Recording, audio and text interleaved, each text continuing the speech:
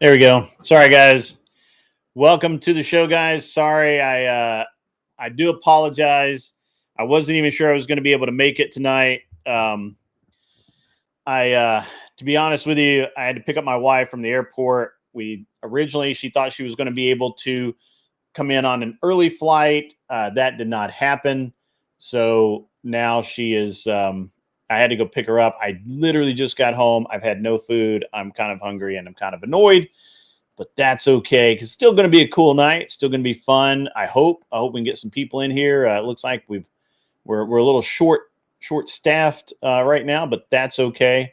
I'm going to go ahead, ADE. I'm going to go ahead and drop this link so that you can jump up here and we'll at least have some fun talking. Even if we don't do a good show tonight. If we end up not doing the show tonight, guys, we'll do it tomorrow night. I promise it. Instead of a chill stream, we'll do the Nerd Wars tomorrow night. I got to be honest with you. I have not slept well this week. I'm really, really tired.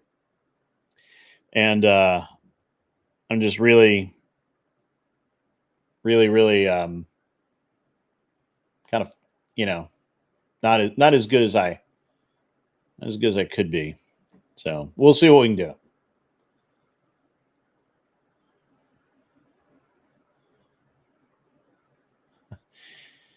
Hey, what's up, Logical Spark? We're going to give it a few minutes, guys, and see if we get people trickling in. If you can, spam the show to your homies.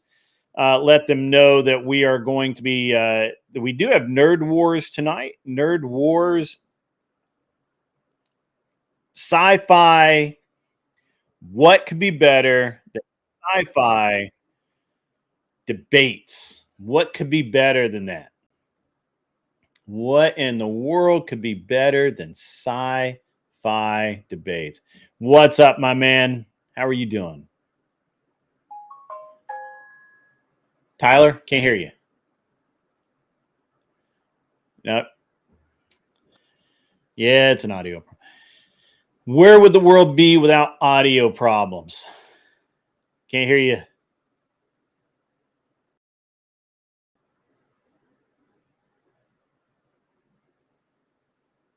Go out, come back in.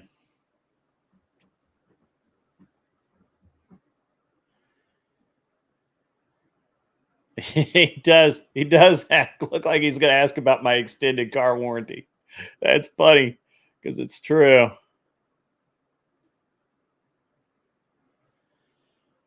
Oh, man. Thumping Weevil is up in the house. How are you? Do you have audio? How are you doing? Can you hear me? Hear you. Okay. Good. All right. I'm tired. I am beat. I know, I heard. You should order yourself some food so you can eat while you're on here. Well, I could go inside and get some food, but I don't know how many people actually pay attention when I talk about this. My studio is in a building that I actually had built for my wife during the last unpleasantness known as COVID. Mm-hmm. So she had a home office away from the main house because we had a 0 to 1 year old at that time, right? We had newborn during that time period. And so her having to work remotely, it was really tough with a crying baby, right? Like it's hard to work remotely. So I built this, and on the other side of that wall, there's an airplane in pieces because I call this the airplane shed. And so this room here is the studio that I use now, which used to be her office. Mm-hmm. And the house is over there on the other side of that wall. And, probably 20, 30, 40 feet. I don't know how far it is, but it's there. And so for me when I cam down, I'm not walking in the next room to do something. I got to go in the house through the, Yeah, so, I get that. So it's not it's not quite as easy as you might expect. But it's been a good day. It's been a good, honestly, other than the unpleasantness of Charlie and the even further unpleasantness of the people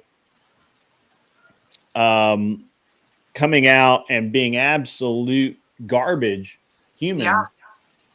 Other than that, it's been a good week for me. At least I got a lot done. I've had had pretty good stuff going on, but I hadn't gotten a lot of sleep because Tuesday, obviously the thing happened with Charlie. I was on various panels. I didn't stream that day myself. Didn't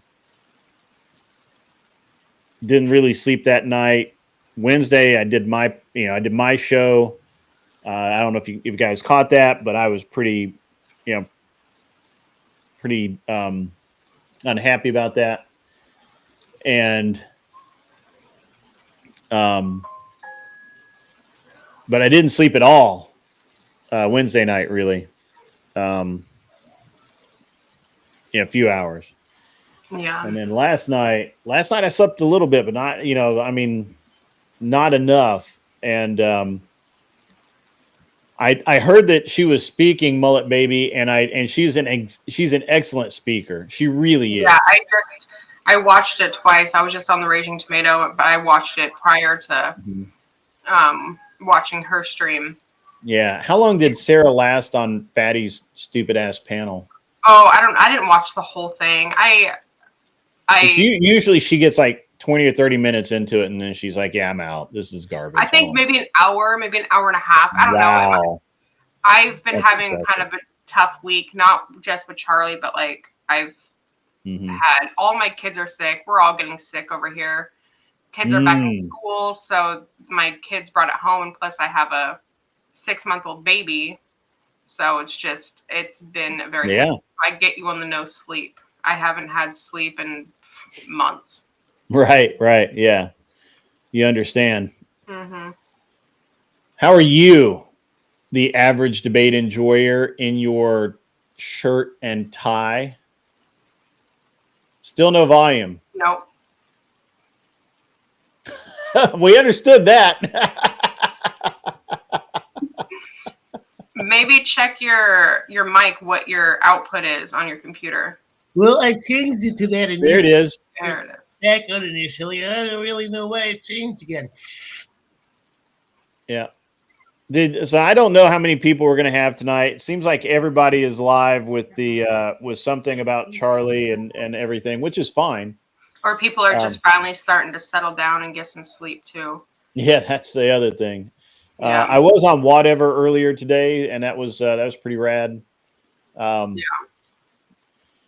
It's amazing that Brian decides to just do a random ass stream and he gets 4,300 people in there.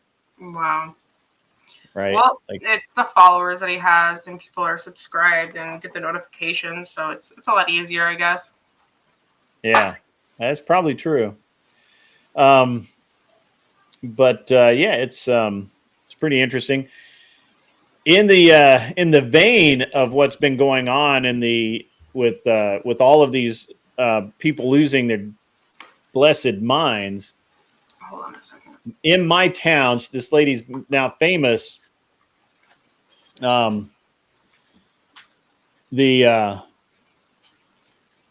This lady who's the assistant dean of the university that I went to. I mean, obviously it was a while back. I went there like 30 years ago, but this lady's the current assistant dean, and she got fired for for talking trash about Charlie Kirk. And what's interesting is there's a guy out there. I don't know if you guys know this. Yeah, and I want your opinion, ADE. Do you think it's right, or do you think it's poetic justice that people on the right, like this guy who is out there collecting all of these TikToks, all of these tweets, all of these examples of people being complete and utter fucking garbage, and saying that Kurt got what he deserved, that nobody cares, couldn't have happened to a nicer guy, didn't happen fast enough, all of this kind of thing. And he's taking their bullshit, and then he's finding at their employer and he's sending it to them with their state harassment laws, with the laws that these leftists have passed to prevent, you know, people on the right from criticizing them, right? Like, you can't say a person's trans, you can't say this, you can't say that. And now there's this guy out there, I think he's a TikToker, and he is lighting these people up, just lighting them up. Like, and he's like, and he'll put out TikTok, and he's like, this person here puts up the picture, puts up the tweet or the short or the video or whatever. Yep, fired. Right? Like, fired, because he's getting them fired, and he's using their own legislation, the things that they've been beating the right with, over browbeating us with for decades now. He's using it against them. What do you think, Tyler? I got to hear this. So I think that I watched this happen in real time.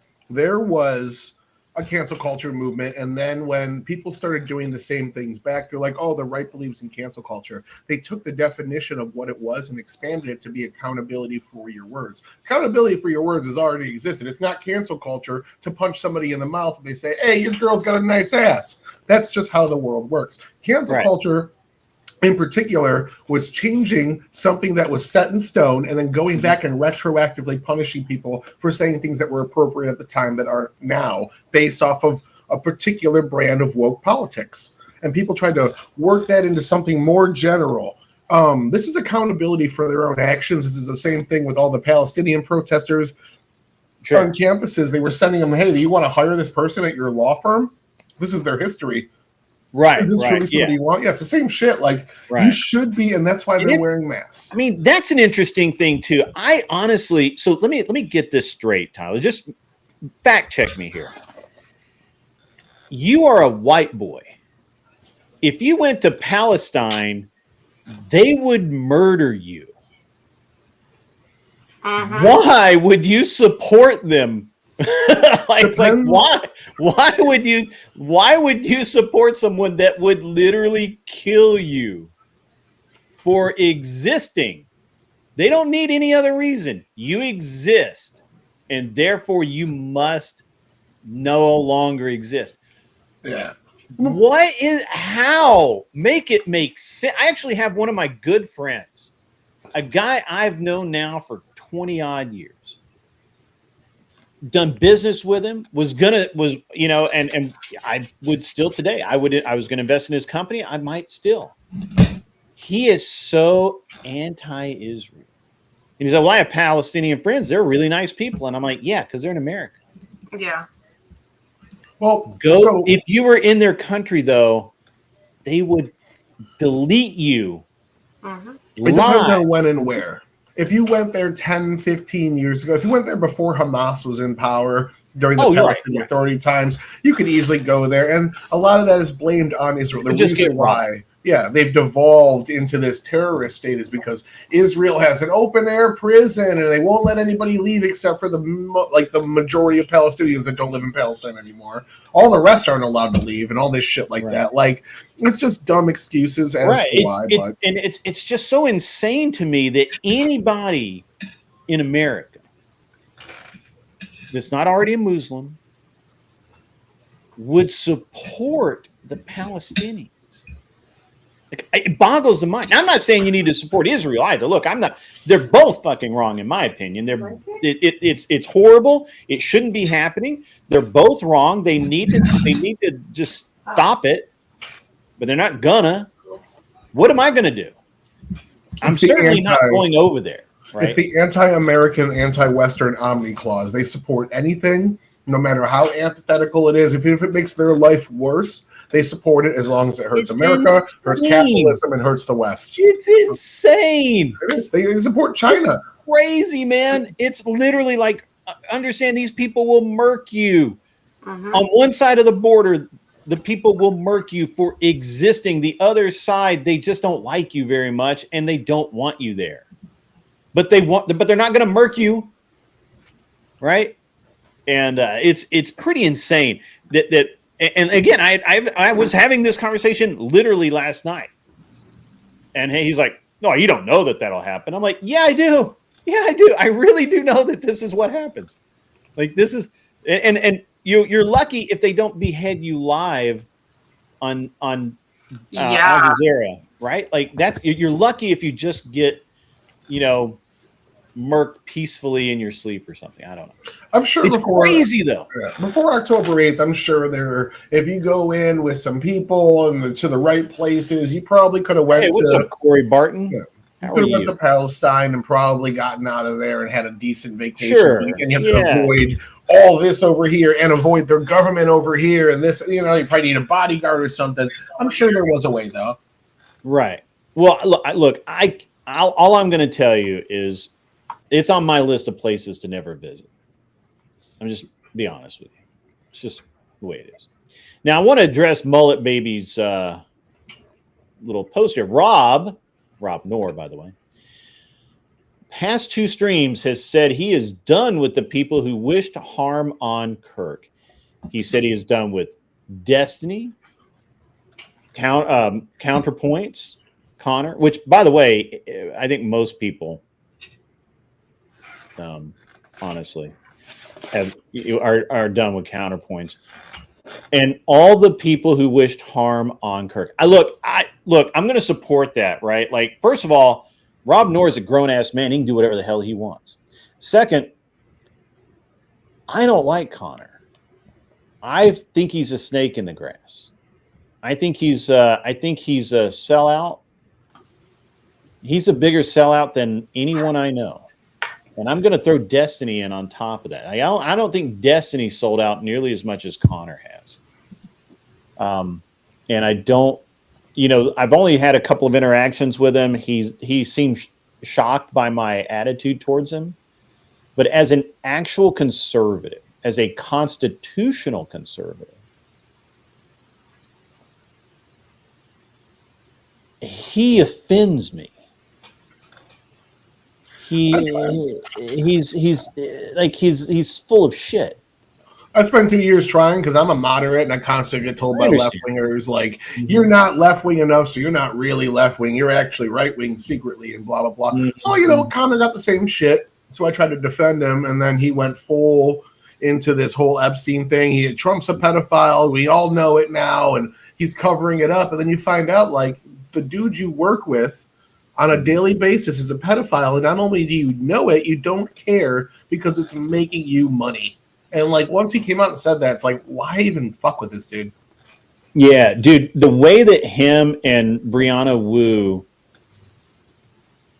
swept for Destiny when the Pixie allegation first came out was so offensive, dude. It was just so like, I actually respect Destiny more than I do Connor, because at least Destiny kind of owned it. He's like, yeah, okay, this is what's going on. I'm fighting it, like it or love it, hate it or not, I don't care. This is what's going on. Like, okay, I can accept that. Right? I can accept that. That's almost stepping up and being a man. But Connor just swept all of it. And then he lied about it. So, I wasn't sweeping for Destiny. Bullshit. You were over there sweeping so hard, you still got splinters in your hand from the broom hand. I mean, it's crazy, man. Okay, I watched it live. I watched him. He put up videos. Oh, I told Destiny this was going to happen because he's a sex pest, and he shouldn't be a sex pest. It's degenerate. Anyways, we're working together on this next thing. It's like, what the fuck? And the thing is that, well, I'm going to get to that. Give me 1 second here. Leah says, Grid, just wanted to say your articulation of current events has been impressive. Appreciated. Well, that is actually very much appreciated. I try and be articulate and speak very clearly. However, apparently I failed that last night because Soy Pill could not grasp the simplest of concepts and answer the simplest of questions in a manner in which was intelligible by humans. You're laughing because that's accurate, right? In fairness, that entire panel got fucking derailed by libertarians, so we really didn't get to. I had him concede to the point I needed him to concede to. And then we got fucking onto Scott's definition of slavery and went down that stupid. But even before that, it was like, so I had him, bro. I had him. what is an acceptable length of time? What means they have roots here, right? Like how does what is it? Well, 1 year, and then we could have got into like, well, why 1 year when all of, I mean, obviously we got completely derailed, but I'm pretty sure he grasped the point. He is not a stupid man, but he just didn't want to come out and say, no, I can't really define this. It's my feels. It's just what I feel. There's no rationale here. There's no defined thing. There's nothing we can say 100%. This is what we should do.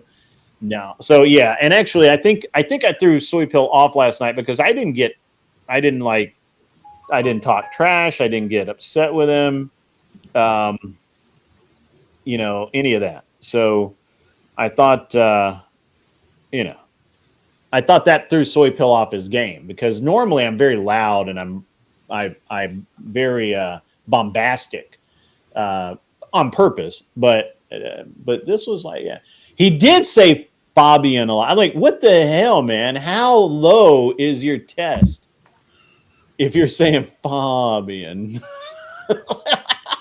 We got him to admit over the course of the evening that the fact that there's so many people here living as these second-class citizens, which he somewhat admitted, is like the fact that there's so many here and waiting puts a sense of urgency on us to fix it, and that's why we're in such a rush to give them amnesty. He basically just flat out admitted, yes, we're letting these people come in, we're not deporting them, we're ignoring the laws, we're doing everything we can to keep them here, and then we have a sense of urgency to make them all citizens so that we can get more votes in order to keep our spot in the House. His justification for that was it's cheaper.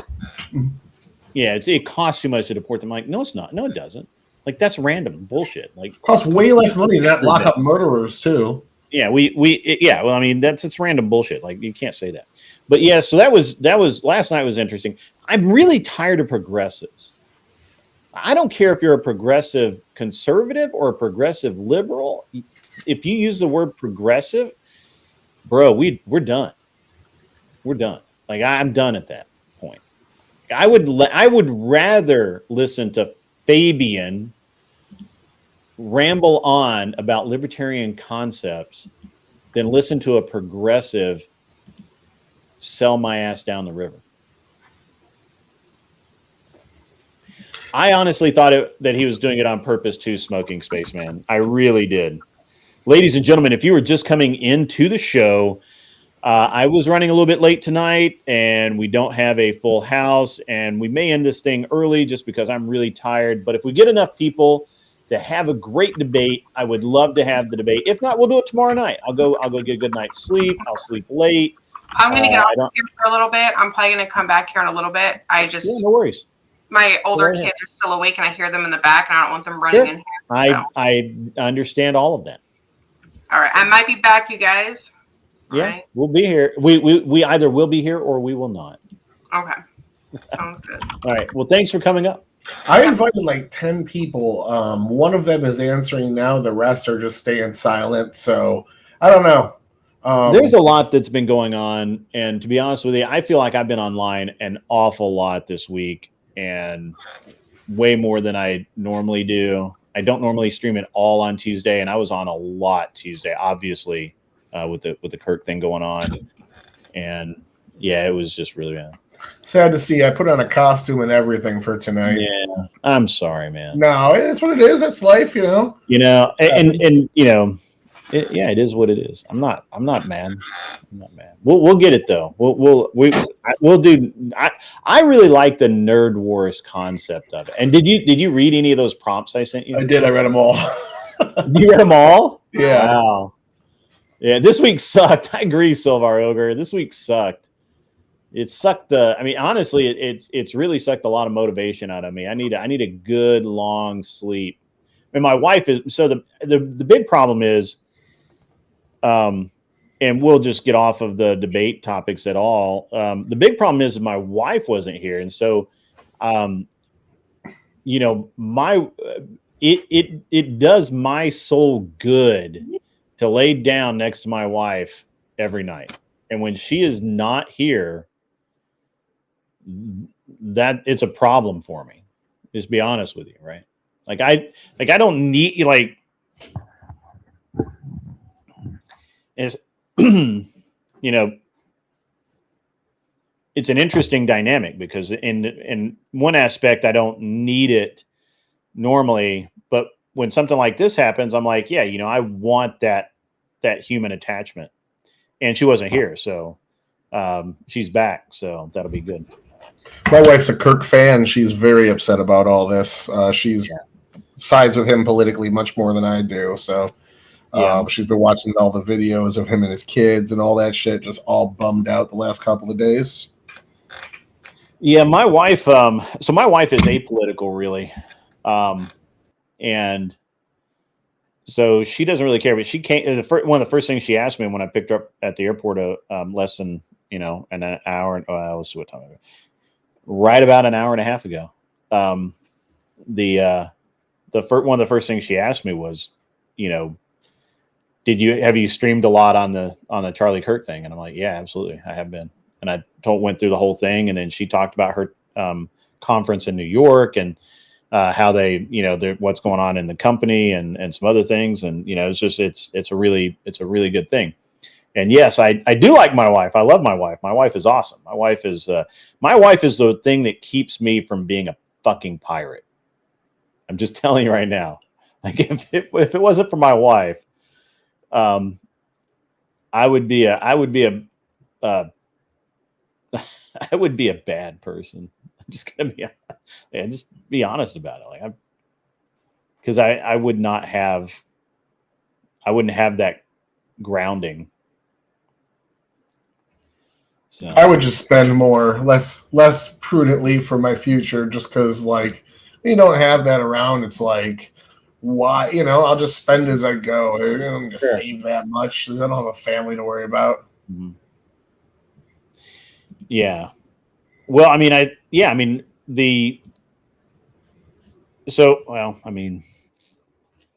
so my take on it when I was younger is that I knew that I had to work really hard and I had to gain a lot of skills to do what I wanted to do.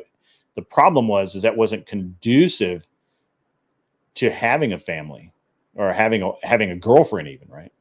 You have no idea how many women that I would try and date from time to time.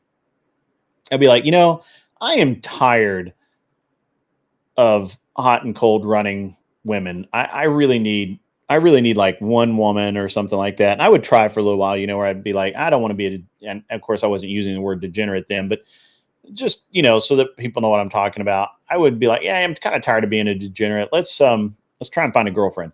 And I'd start dating some chick, and then I'd have to go on the road for a month or 2 months with the race team. And I'm calling from Bristol. I'm calling from Daytona. I'm calling from Road Atlanta. I'm calling from where the fuck ever. And, a lot of women immediately assume that I'm going to strip clubs every night. I'm out chasing tail when I'm not, as soon as the race is over, I'm at the hotel, I'm showered, and I'm out chasing ass, and it took me a while to really understand the amount of insecurity that women really have in that. And so, yeah.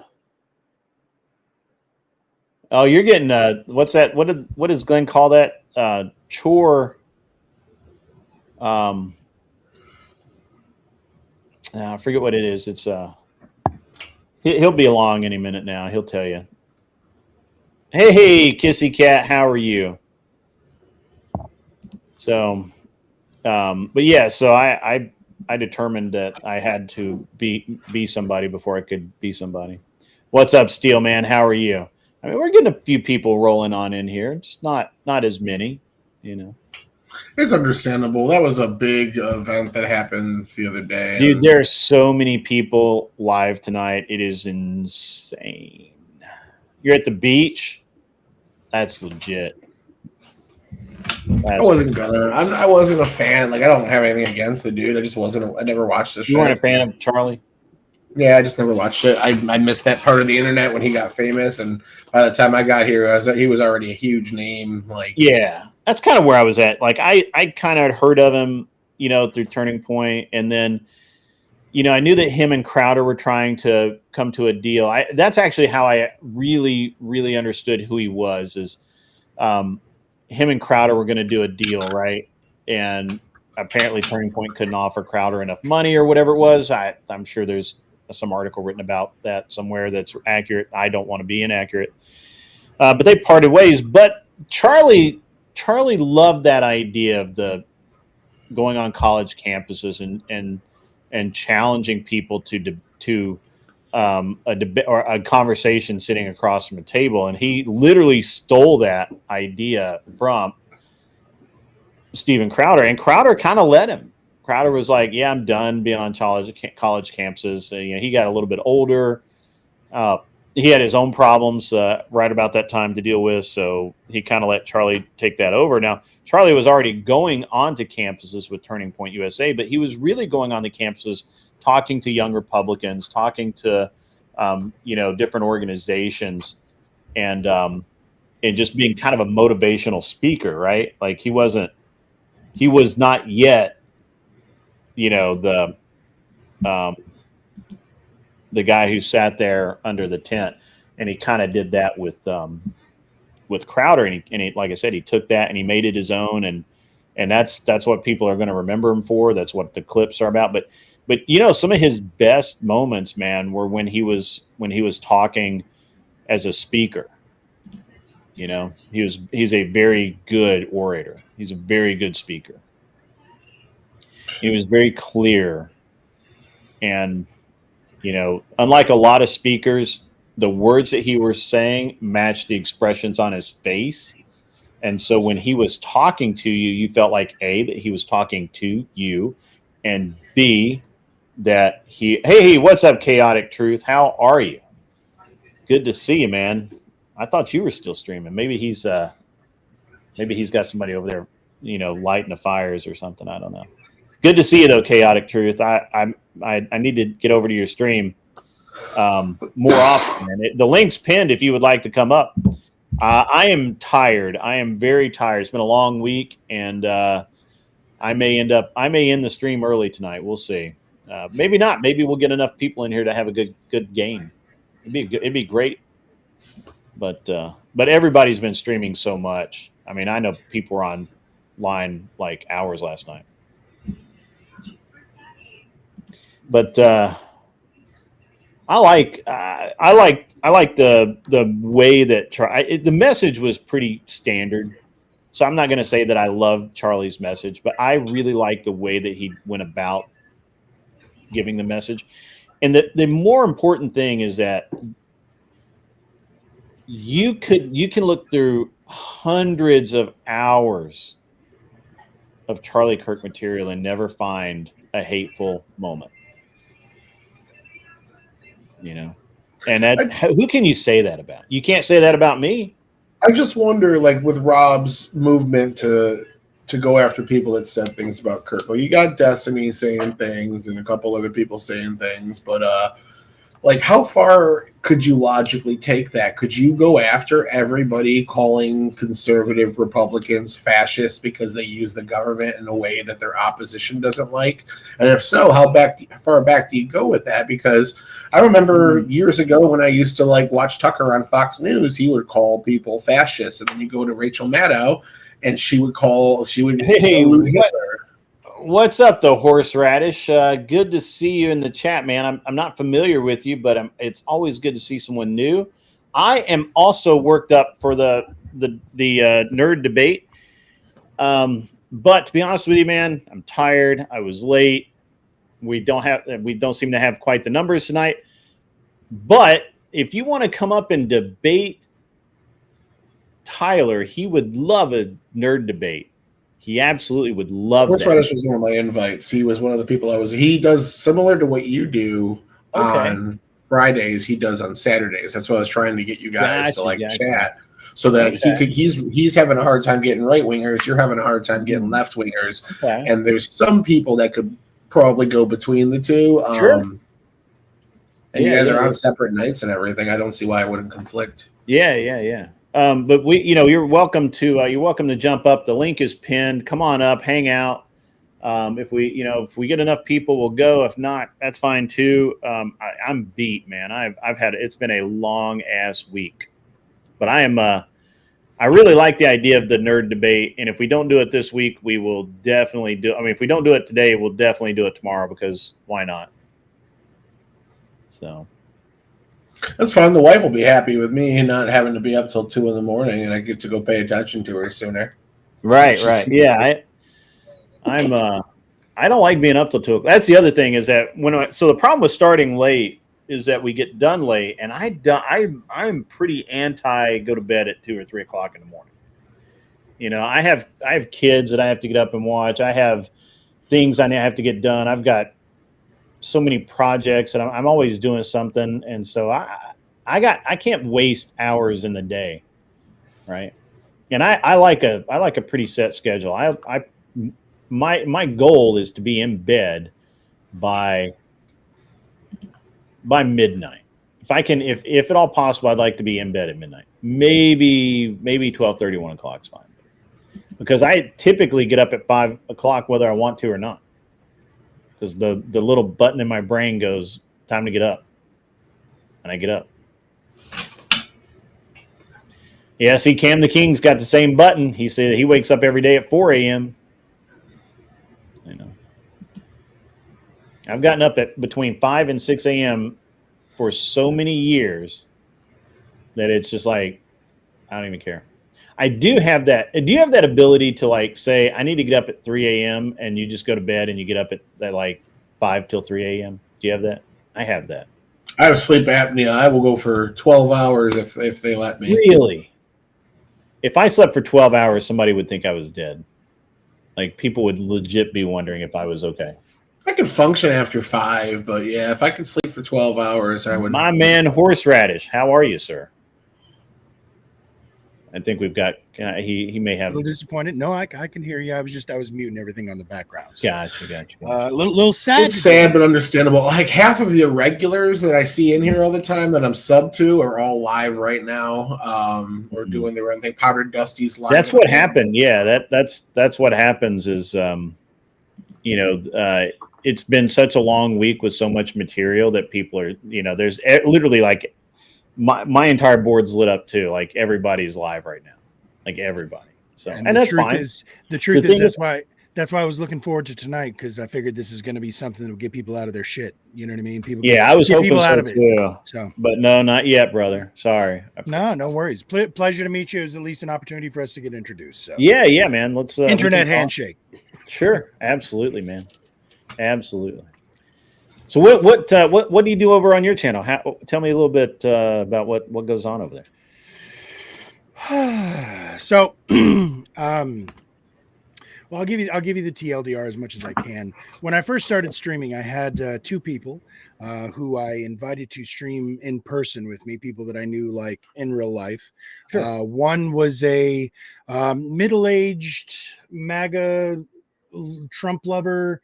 The other was a black transgender anarcho-communist, and the 3 of us hung out and talked about stuff together. My whole goal was to show the world that, you know what, we can actually have conversations like reasonable fucking adults together. And I thought that was a really noble gesture. I thought that was a good principled stance for me to take. That lasted for about 9 months before the 2 of them wanted to kill each other. I was going to say thermonuclear warfare seems imminent. Yeah. So at that point, I started streaming solo and just doing what I do, but doing it myself. Okay. I do what I can to be as reasonable of a person as I can. I try to give people the benefit of the doubt. I firmly believe that you can't actually argue against a point unless you truly understand the point. And so I do my best to truly understand anybody, no matter which side you're on.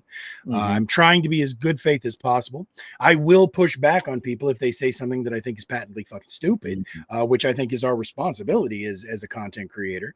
But on the same token, I also feel like I give people as much opportunity to say the dumbest shit possible and let God sort them out. You know what I mean? Like I don't try to stop anybody from saying dumb stuff. That if you want to say dumb stuff, say it. And I got plenty of people who will disagree with you. And I think that sort of open forum debate and challenging of ideas is the way that America worked when I was young, back before I had the sparkle in my beard. And I wish we could get back to that. I am becoming more and more disillusioned and saddened at the idea that maybe my dreams and principles are completely misplaced and a pipe dream. As far as my own personal political beliefs, I've taken several of those fun little, political stance debates or the tests and all those. Sure. So I am somewhere in the progressive libertarian field, which is to say that I believe in personal liberties first and foremost. I believe that we work and operate as a society, and if you operate as a community, the community has to have some sort of sense of self, and it has to worry about each other. But I also don't believe in freeloaders. So finding a way to fix that problem and try to find a way to balance that, instead of coming up with things to bitch about, I'd rather us come up with solutions. So that's really it. I'm solution based. So no matter what, when somebody says something, I'm gonna give them the benefit of the doubt. I'm gonna hear them out, and I'm gonna see if they've got something behind it. So that's me in a nutshell. Gotcha. Okay. Now I've actually been tuning in, lurking kind of quietly and watching your stream. And the fact is, I had actually, you had fallen on my radar because of Grumpelstiltskin, who is a pretty damn fine cat in my opinion. And then whenever Tyler mentioned you as well, I was like, all right, cool, let's look in and see what we can do. And the thing is, again, I'm kind of old. I'm older than I actually look. We're probably we're about the same age. I'm guessing. Yeah, I was going to say I'm betting we were probably in high school about the same time. But with that said, I was born in 1971. Oh, fuck, you're older than me. You win. But not by much. Just so you know. I try to give out as few exact personal details as possible, but late 70s myself. So again, we're in the ballpark. Right. But I get a lot of times people say you're just another, 40-year-old idiot that doesn't know anything. And I'm like, I'm a much older idiot than that. Trust me. Absolutely. Yeah. Well, so whenever Tyler first, I stand on, I was raised with certain ideas of etiquette and manners, and you don't invite yourself into somebody else's house. Were you raised in the North, South, or somewhere else? I will answer your question, but I'm curious why you're asking. Sure. Oh, I'm from the South. Okay. And what we colloquially call the Deep South. I'm from Tennessee. I grew up in Tennessee. I grew up in a small town. When I was in grade school, there was an actual KKK parade in my town. Sure. Now that was 1 year. And it was the last one that I'm aware of because I didn't pay attention after that. Sure. But I come from the South. And so I have a very specific way of looking at things, even though I've traveled the world. I've seen a lot of things. I've done a lot of cool stuff. But when I listen to someone that's grown up in, say, the Northeast, and all they really know is a city environment, a very urban kind of feel to it. Even the guys that were like from New Jersey. I went to school with some guys from New Jersey when I was in high school, and they had a very different mindset and perception than I did. And so, and I find that people say, well, you can't pigeonhole people, but I find that if you grow up in a region, there are values that you kind of carry with you, whether you want to or not. There are definitely people can change, obviously, but I'm saying, basically there's, and so I know that, and it just gives me I'm looking for points of reference. Sure. So when you tell me you're progressive, I forget the other, but when you're progressive, moderate, or whatever. Libertarian. Yeah, libertarian. That gives me one reference point. And if you tell me that you're a progressive libertarian that grew up in Iowa, that gives me another Okay. No. Then what I'm about to dump on you is going to absolutely fill in some of those blanks for you, sir. Sure. So number one, I was born to a military family. I was born on a military base. My father was a lifer. He retired after 22 plus years. So I grew up in the military is the answer. Okay. I grew up literally everywhere. There was no one place. Gotcha. I spent 5 years. Yep. Yeah, I told you it's going to fill in a bunch of blanks. I'm a diehard patriot who believes in the original principles of the United States founding because of my patriotic father and the upbringing I came from. That said, my dad grew up in Detroit. My mom grew up in Texas. So I was influenced a little bit by both. My father was raised Protestant. My mom was raised Catholic. Both of them were non-practicing by the time that I came along. But neither one of them ever tried to push me towards or hold me back from religion. Religion has always been a thing that I personally have pursued out of a fascination and interest in its uses, et cetera, et cetera. That said, I spent the first 5 years of my life on Guam, which is a little rock out in the middle of the Pacific Ocean. Yep. After that, we moved, funny enough, to the Northeast, but I was on a potato farm surrounded on all four sides by potatoes in northern Maine, like literally so far north you could throw a fucking baseball across the border. After that, we moved down to Mississippi, which was where I was born. We lived there for about a year, realized the economy was garbage. That was when my dad retired. So we moved to Detroit, Michigan instead. That's where I went to high school. We went through that. I went from Detroit, Michigan down to Austin, Texas, and have since moved up to the Pacific Northwest. So I've zigzagged across the country, but most of my youth, I went from, I have very interesting views when it comes to several things, but specifically race and racial tensions, only because I went from being in a military setting where racism is not openly discussed or permissible. And in fact, if you do that shit, even if you're drunk at the NCO club, your ass is gone by morning. And when my dad retired, like I said, we moved to Biloxi Beach, Mississippi, where I was regularly beaten up for what I looked like. My parents decided to solve that by moving me to Detroit. That fixed nothing. So again, like I said, when it comes to certain that's aspects, interesting. well, and the thing is, this is one of the sociological, psychological things that I have deep thoughts on, which is that I believe that we are equal parts nurture and nature, but I think that nature is probably more important because nurture is a choice. So as an example, I have firsthand experience of being the bad end of severe racism, and it made me see why I will never be a fucking racist. I would never do that to somebody else. Whereas some people would have gone through what I went through and taken it personally and decided to do the same thing back. Another one is an abuser, right? Some people grow up in a house full of child abuse and they become an abuser. Some people grow up and say, fuck you, I'm going to hunt abusers. So again, this is one of those things where I believe that we get to choose how our experience manifests. Sorry. Yeah, that's all really interesting. I dumped a lot there. No, it's good. It's good. I actually have a really good friend of mine's from Detroit, and he's an author. He writes really good books, and we were actually talking about how Detroit has changed, and it's basically going back to the forest. Because it's been there's so it's crazy to see. The nature's taking that shit back. Which is kind of cool, but it's also evidence of the fact of how quick humanity is going to be erased from the surface of this planet once we're gone. Yeah, that's an interesting. Yeah, that's something I talk about too. Well, that's all interesting. I think that's it helps. But like I said, I definitely filled in some blanks for you, I'm sure. Sure. So, now that same thing, you see, I got to push back a little bit as a dude who came from Texas, which is much deeper south than Tennessee. Why do you consider Texas Tennessee is not southern? I'm sorry. That I understand that they want to be, but they're north, south, east, west, Tennessee, Texas. We're like the bottom end of the country, man. Still not southern. You can't get south and still be in the US. They're like they're basically we just took over a section of Mexico, so they're basically Americanized Mexican. So the truth of that is, whenever I first moved to Washington, everybody was talking about how blue the state was. Again, I'm neither blue nor red. I don't vote Republican or Democrat. I think they're both fucking businesses, and they're both out. Neither one of them is out for the America's best interests.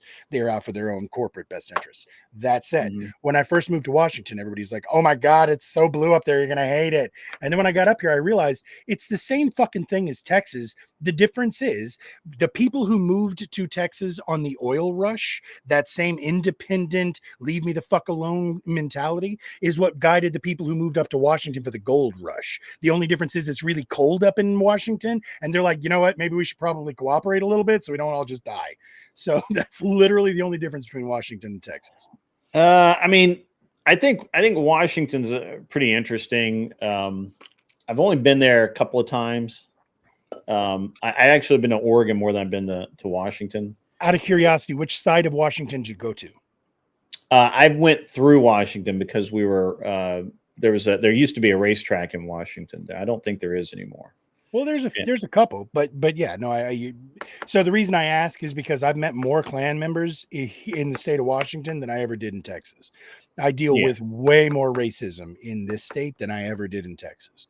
So like, and everybody thinks that it's gonna be like super ultra woke progressive up here in Washington. It's like not at all. Well, I think the problem is, and I had a friend of mine from Walla Walla, Washington, which is a real place. I didn't. Yeah, no, absolutely. No, Walla Walla, it's smack dab in the middle. Yeah.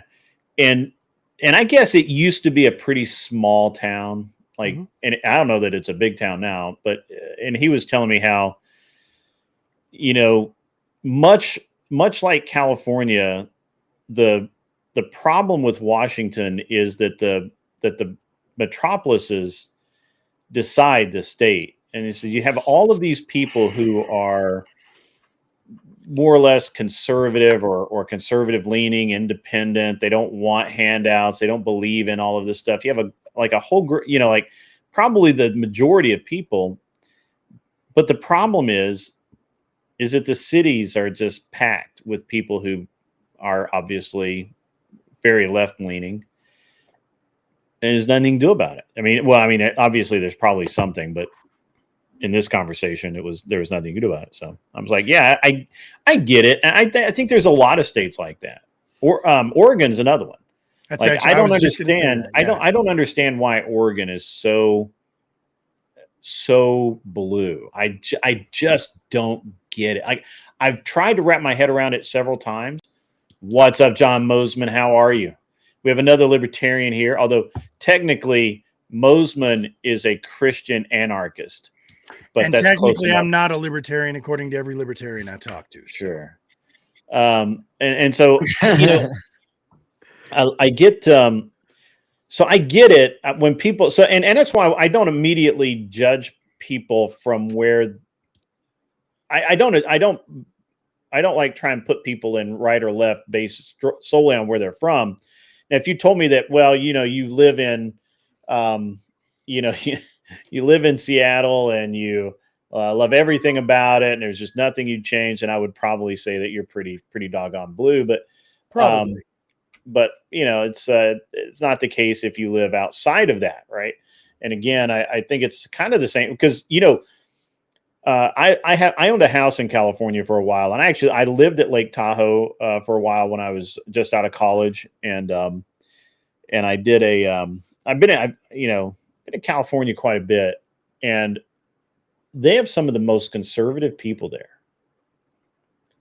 They're just great people. Right. And I know some really good Reagan was the governor there for how long? Yeah. The problem is that they will never get a conservative elected in that state the way it's set up. And it's just politically impossible. So, you know, are you a fan of the Electoral College, sir? I mean, the Electoral College, I am a fan of. I think the way that my problem with California is the way that they gerrymandered the districts and the way that they've done. The biggest problem is the gerrymandering hurts, right? I mean, that's a problem. But the real problem with California, and I'm not sure if I'm going to explain this correctly or if you know a whole lot about it, but the biggest problem is that they don't run individual primaries. So if you are a Republican candidate, you're not running for your spot.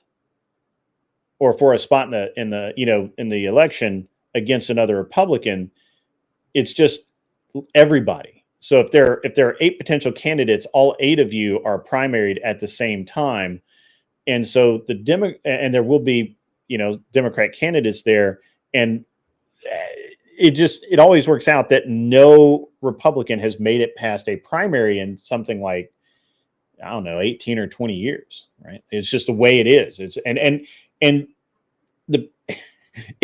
it's a very strange thing because they can't get the votes to change the primary system in California, so they can't get the votes to change it, so they can't get someone elected. But it's crazy. It's just crazy. It's just crazy. And I don't know. I don't know what to. I mean, to me, California's lost cause. Free state of Jefferson, folks. Free state of Jefferson. So that's all I can tell you. All right. Well, so let me ask you a question there then. Sure.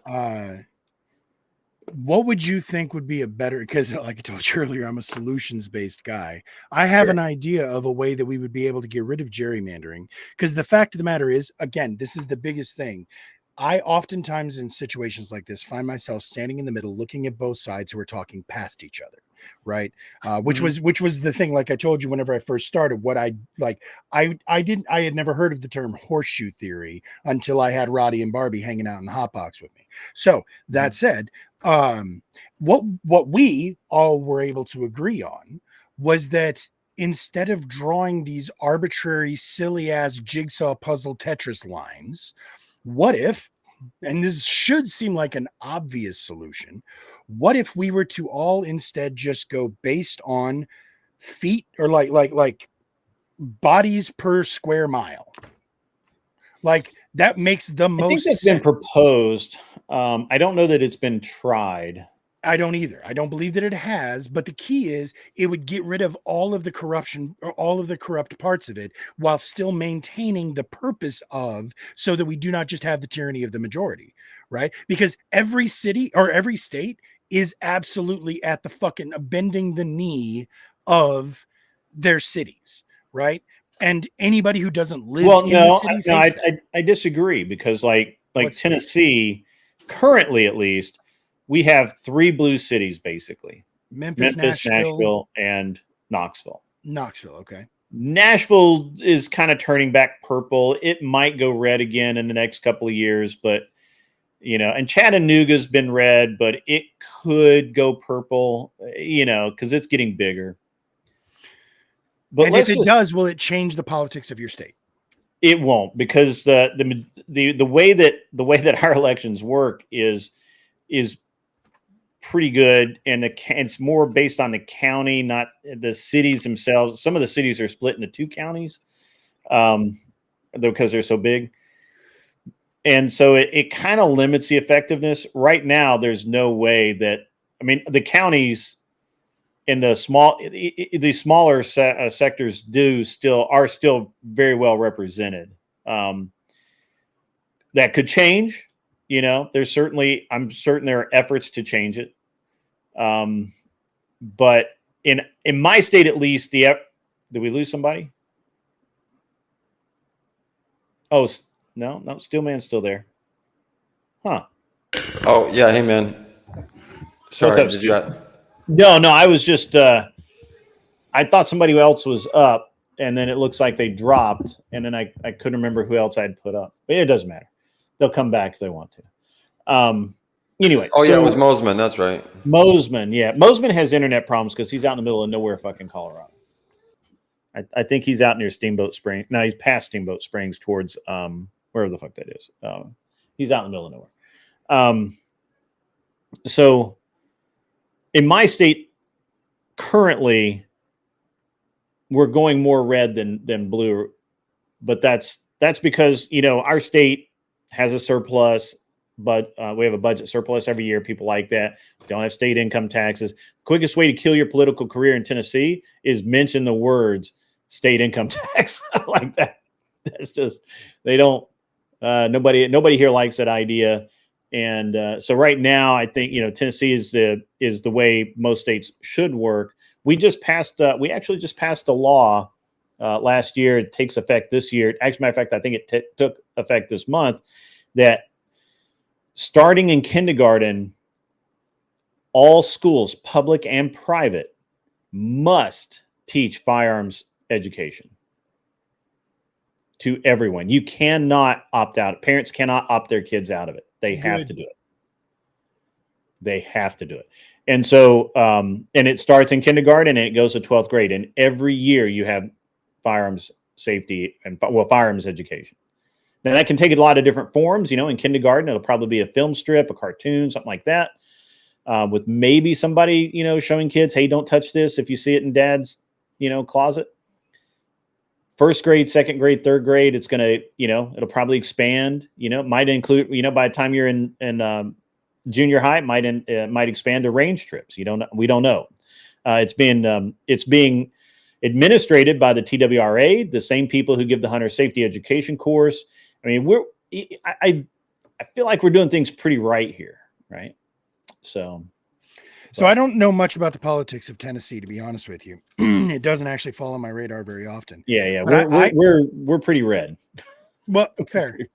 What I always sort of assumed, I guess, and the fact that you're telling me that your big cities were turning purple tells me that the big cities were Memphis not particularly is blue. red. Yeah, Memphis is blue as fuck. Sure. And normally whenever one thing that I suck at is doing the Google checking. I always have people in the chat that I'll just say, hey, chat, tell me if this is true. Right. Yeah. I'll try and be as honest as I can. Possibly. No. I'm sorry. I'm giving you a preface, not about what you're saying, but what I'm about to say. So gotcha. I always assumed, I trust people. I have a tendency. I'm probably more gullible than I should be, but I tend to give people the benefit of the doubt because I don't lie. So I don't assume people's going to lie to me, but whatever. Anyway. So my assumption, and I will admit that it is just an assumption, was that every city in the country, if you take the total population of the largest cities and you compare it to the total population of the rural areas, the largest cities are going to outweigh in population. And like I said, maybe there might be a few exceptions, but at least generally, I assume that's true. Like, given the fact that Los Angeles's population is equal to the state of Iowa, I just kind of Idaho. I always get the two confused because they don't really matter. But the point is that I think it's probably Iowa. Idaho's pretty. It's the one next to me with ex-Californians. Right. Well, so either way, I assumed that there was far more population density in the cities that outweighs the total population of the rural areas. So as such, I would have assumed that the rural areas are always going to be at the ultimate whims of the city. If the city decides to go blue, if all three of your major cities went hard blue, how would that you're telling me that would not affect? It wouldn't currently affect it. They would have to get Knoxville, Nashville, Memphis, which are already. I mean, Nashville's purple, Knoxville's blue, Memphis is blue. Chattanooga, it varies year to year between red and purple, and it could be blue. It could go blue. They have enough people moving in there from Atlanta and whatnot. But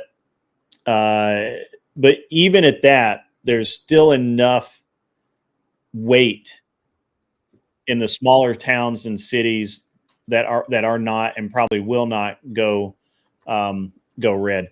And it's kind of the same thing, and I'm glad Anson is here because he'll talk about Alabama. It's kind of the same thing that Alabama and Mississippi and some of the other states go through. That there are the counties have everything in the South is about the county. It doesn't really matter what town you're. People don't even reference towns. They'll talk about counties, and so. I don't think it. I mean, I could look at the numbers, but I don't think it would. You would have to have another like my town.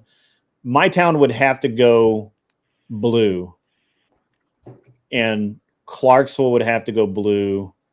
Like you'd have to have way more than the big four go blue for them for it to change things. So it looks like, just for the record, that there is no obvious or easily findable. I'm just gonna have to Google for my damn self. Sure. But anyway, no, it looks like Vermont is by far more rural than urban. Oh But yeah. all the other states, I would have to actually like compare the statistics and numbers, and there is no easily comparable. So I'll do that some other time on my time. Yeah. So But again, it was still my assumption. That was all. Sure. Are we baiting tonight or what? I mean, there's. I don't know, man. I'm actually, to be honest with you, I'm wiped out, man. I have not slept well this week, and I have been online far more than normal. And we started late. Cleaner's not going to be here. Glenn's not going to be here. Glenn's still sleeping off last night. I think he did that like 20 something hour stream, and then he was online yesterday for at least 8. I mean, he's probably sacked out for the next week. Yeah, I quit the internet too, so I'm not here also. I understand. I heard you quit the internet. I did. I heard that. I did. I quit. This is my swan song. So good. So what do you think about Alabama going blue? Well, so Alabama was blue until 2010 when the Tea Party wave came through. The Democrat Party still had control over the state legislature until 2010. And that was due to the historical Democrats being aligned with the racists in the state and doing what Democrats usually do, which is pitting people against one another, right? And that's the Democrat playbook. I honestly think that there's an absolute chance that the Democrat Party can come back and take over the state. All they got to do is to find a more effective way to lie to people. And pit people against each other. I mean, there's no shortage of people that dislike other people. So, Smoking Spaceman has some, Silvar Ogre has some advice for you, Anson. Welcome, Alley Cat. You came in. I was not. I was very rude. Did not welcome you. Welcome back, sir. Enjoyed having you on last time. Man, what is that background of a siren and a kid running around? What the hell is it? What's that? There was like a siren and a kid in the background. You don't hear that, Grid? No. Does anybody else hear that? Yeah, I can hear you still, man. I can't hear Steelman. Yeah, we do. I don't hear him either. So I'm thinking we might know where the siren's coming from. All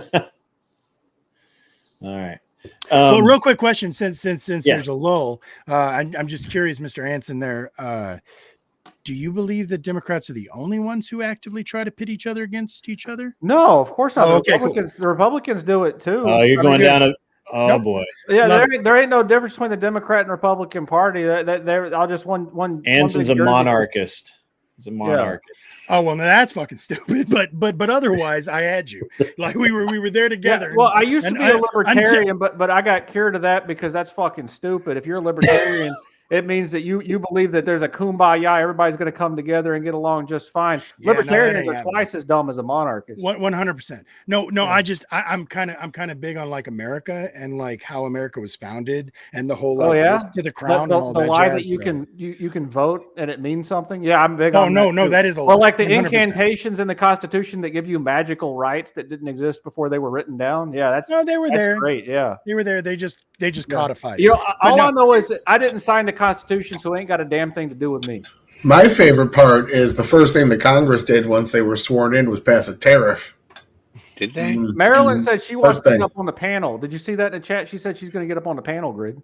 Well, that's fine. The link is there. It's not like it's hidden or anything. Not that your plan wouldn't work to end gerrymandering. It's just how do you get a democratic state that would only see negatives come from this policy, see them losing power, see them losing House seats? How do you get them to implement this? Well, pitchforks and torches, man. Pitchforks and torches. In gerrymandering? So I don't even understand how it works. Like, what do you mean by population density? Like, so let's say a state has 6 seats. How does that? How do you decide those 6 seats?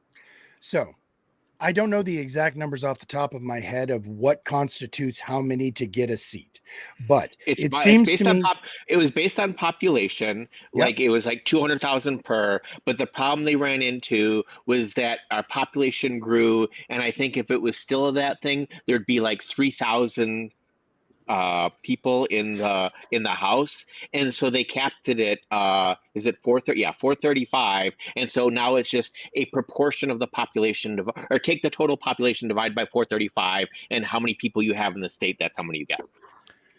So okay, who wants to end gerrymandering and why? I do. Why? Because it's useless. Because it's not useless. It's strategic nonsense that does not. I'm sorry, who's supposed to draw the lines then? That's what I want. That's what I'm proposing. Yeah, okay. That's what we're in the middle of. Okay. So here's the key. Yeah. Here's the key. We can both agree it's a dumb system as it is. Let's look for a better solution as opposed to just saying, well, this is the best we got. Well, you have to create districts. Okay. So like I'm not even I'm assuming like we could discuss whether the president should be popular vote or based on the electoral college. But that's irrelevant. That's irrelevant because you still have to get House seats. And so again, if there's 6 House seats up for a state, you have to figure out how do you figure out who gets those 6 House seats. Yep. Nope. 100%. So back to what I was trying to say. So we have a state, right? Let's say a smaller state. Just we'll pretend it's a state. Let's call it Tennessee, Alabama. Okay. And Tennessee, Alabama has a population. Let's go with an easy number, 100,000 people, right? So we know that. Let's go with every 10,000 people in an area like gets X number of seats. Right. So we can decide whatever that arbitrary number is based on what makes the most sense. You made a good comment about how we don't want to have tens of thousands of fucking representatives. Why not? Right. Agreed. That's actually why we have the state base. Why not? The way that the Constitution was originally constructed, we would have way more representatives than we do now. But the progressive era saw an end to that and diluted the voters' power. And basically, if you want more people, that's fine. We can do more people. I was just trying to make it so we didn't have to build a bigger house. Hampshire's got hundreds of representatives. Cool, perfect, fantastic. Then you know Democrats actually want to go for that. Yeah, Democrats would actually want that. Anson, I'm good with that. If that's what you want to do, let's do it. No, I didn't say I wanted to do that. I'm just poking holes in your dumb logic. No, that was what you would. Which one do you think is smarter, sir? Not allowing people to vote because voting is immoral. Oh, there we go. So we're moving back to the intelligent people now. So even if we keep it at 435 people, we can just do 435 people times however many people are in every square 1,000 miles. Let's say, right? Okay. Whatever that is. No, to your point. So we would still have the exact representation would make more sense that way instead of drawing arbitrary lines and then changing. But I disagree. Can you let the man answer, please? Yeah, I can let him answer. Yeah, I'll go after him. Go ahead, Alley-Cat. I'm sorry. So I disagree that you can't you don't draw arbitrary lines. So let's assume it's in the future. Like right now, the population is around 340 million people, but let's say it's 435 million people. So it makes the math easy: 1 million people per spot. The problem is that 1 million people could be 5 blocks in New York City, or it could be the entirety of North Dakota, right? So how do you draw the line to know where one region stops and where the next one starts? That is a really good question. Well, that's what gerrymandering is. No. Yep. I understand. So just so you know, I'm going to think out loud so that you see how I'm processing, right? So I understand what you're saying, that we do not want to have, because the very purpose of our having the electoral college is so that just because the population density, we don't want the city, like I said earlier, the city of Los Angeles has the same population as the state of Idaho. Mm-hmm. And I do not think that the city of Los Angeles should tell the state of Idaho how they should how they should live their lives. So I understand why we need to have proportional representation based on region. Well, but you just made a good case for the electoral college. Yes. Because, California is still going to get the House members in order to appropriated based on their population. So they both each have the same House members, but they both also have 2 Senate members. Yes. And it's the combination of that elects the president. Sure. So again, I was using the electoral college as a representation of what I'm talking about, because I feel that we need to have representation in our government, and I'm trying to find the most efficient way for that to happen in a fair manner, so that it's no longer something that is used politically for advantage, but rather it just unfolds as it naturally unfolds.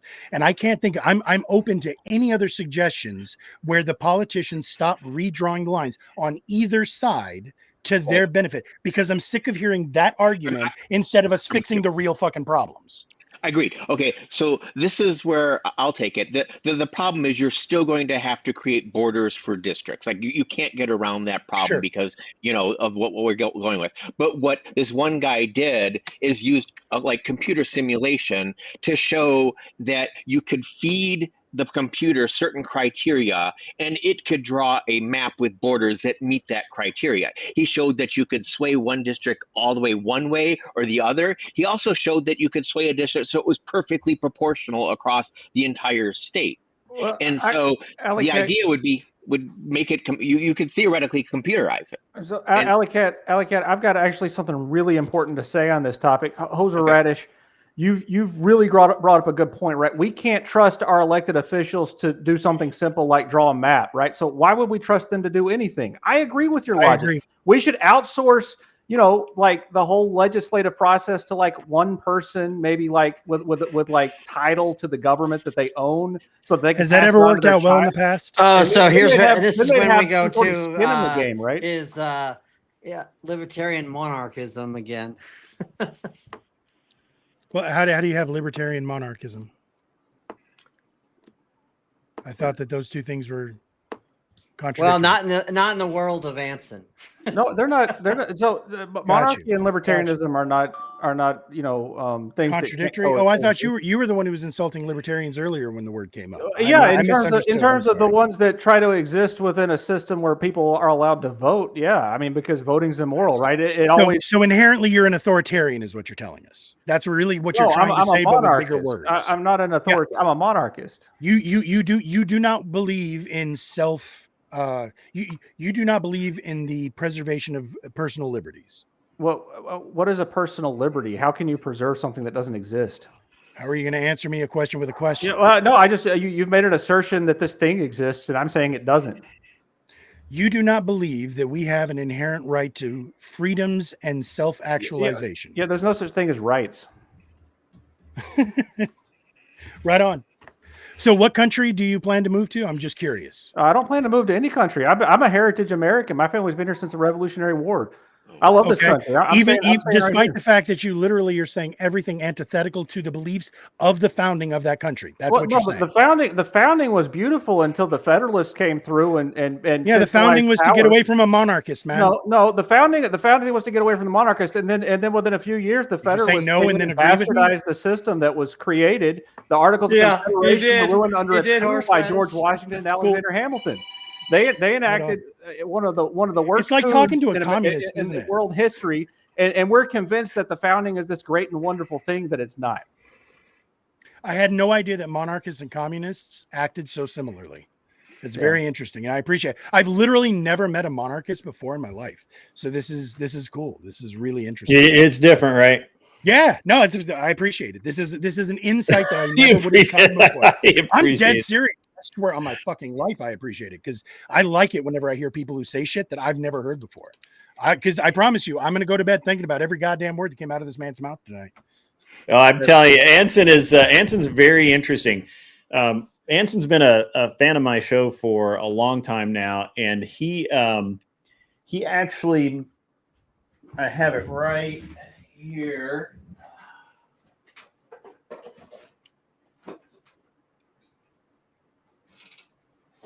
I want that hat. One of the first things that Anson told me to do, we're talking about liberty and how America works and all of that. And he said, you need to read this book, The Conceived Liberty. And I actually found a copy and bought it and read it. And I keep it in here because of that. The fact that it's still in there, is that why you keep it there? Is because he suggested it or because you thought it was a worthwhile read? It's actually a really good read. I will take that double stamp and I will read it myself. So a little thing about me, just so you know, because y'all don't know me, but I don't believe in throwing the baby out with the bathwater. which is to say that if you see, I plenty of time, if you're looking for gold, you got to go through a whole lot of dirt.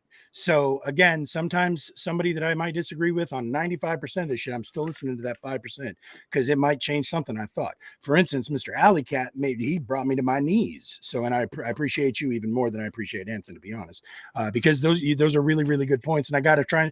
So here's the key. Because as I said before y'all got here, I'm looking for answers. I'm looking for solutions. I want to solve the problems. Everybody I talk to sees certain problems. And I believe it might have been Anson who said this part, that it's going to be impossible. And maybe it wasn't, maybe it was somebody else, but it's going to be impossible for us to get the government to vote against its best interests. Right. So, or maybe that was you. I'm sorry, Tyler. I apologize. Again, one thing that I have never heard a single person disagree with me on is that politicians shouldn't receive bribes.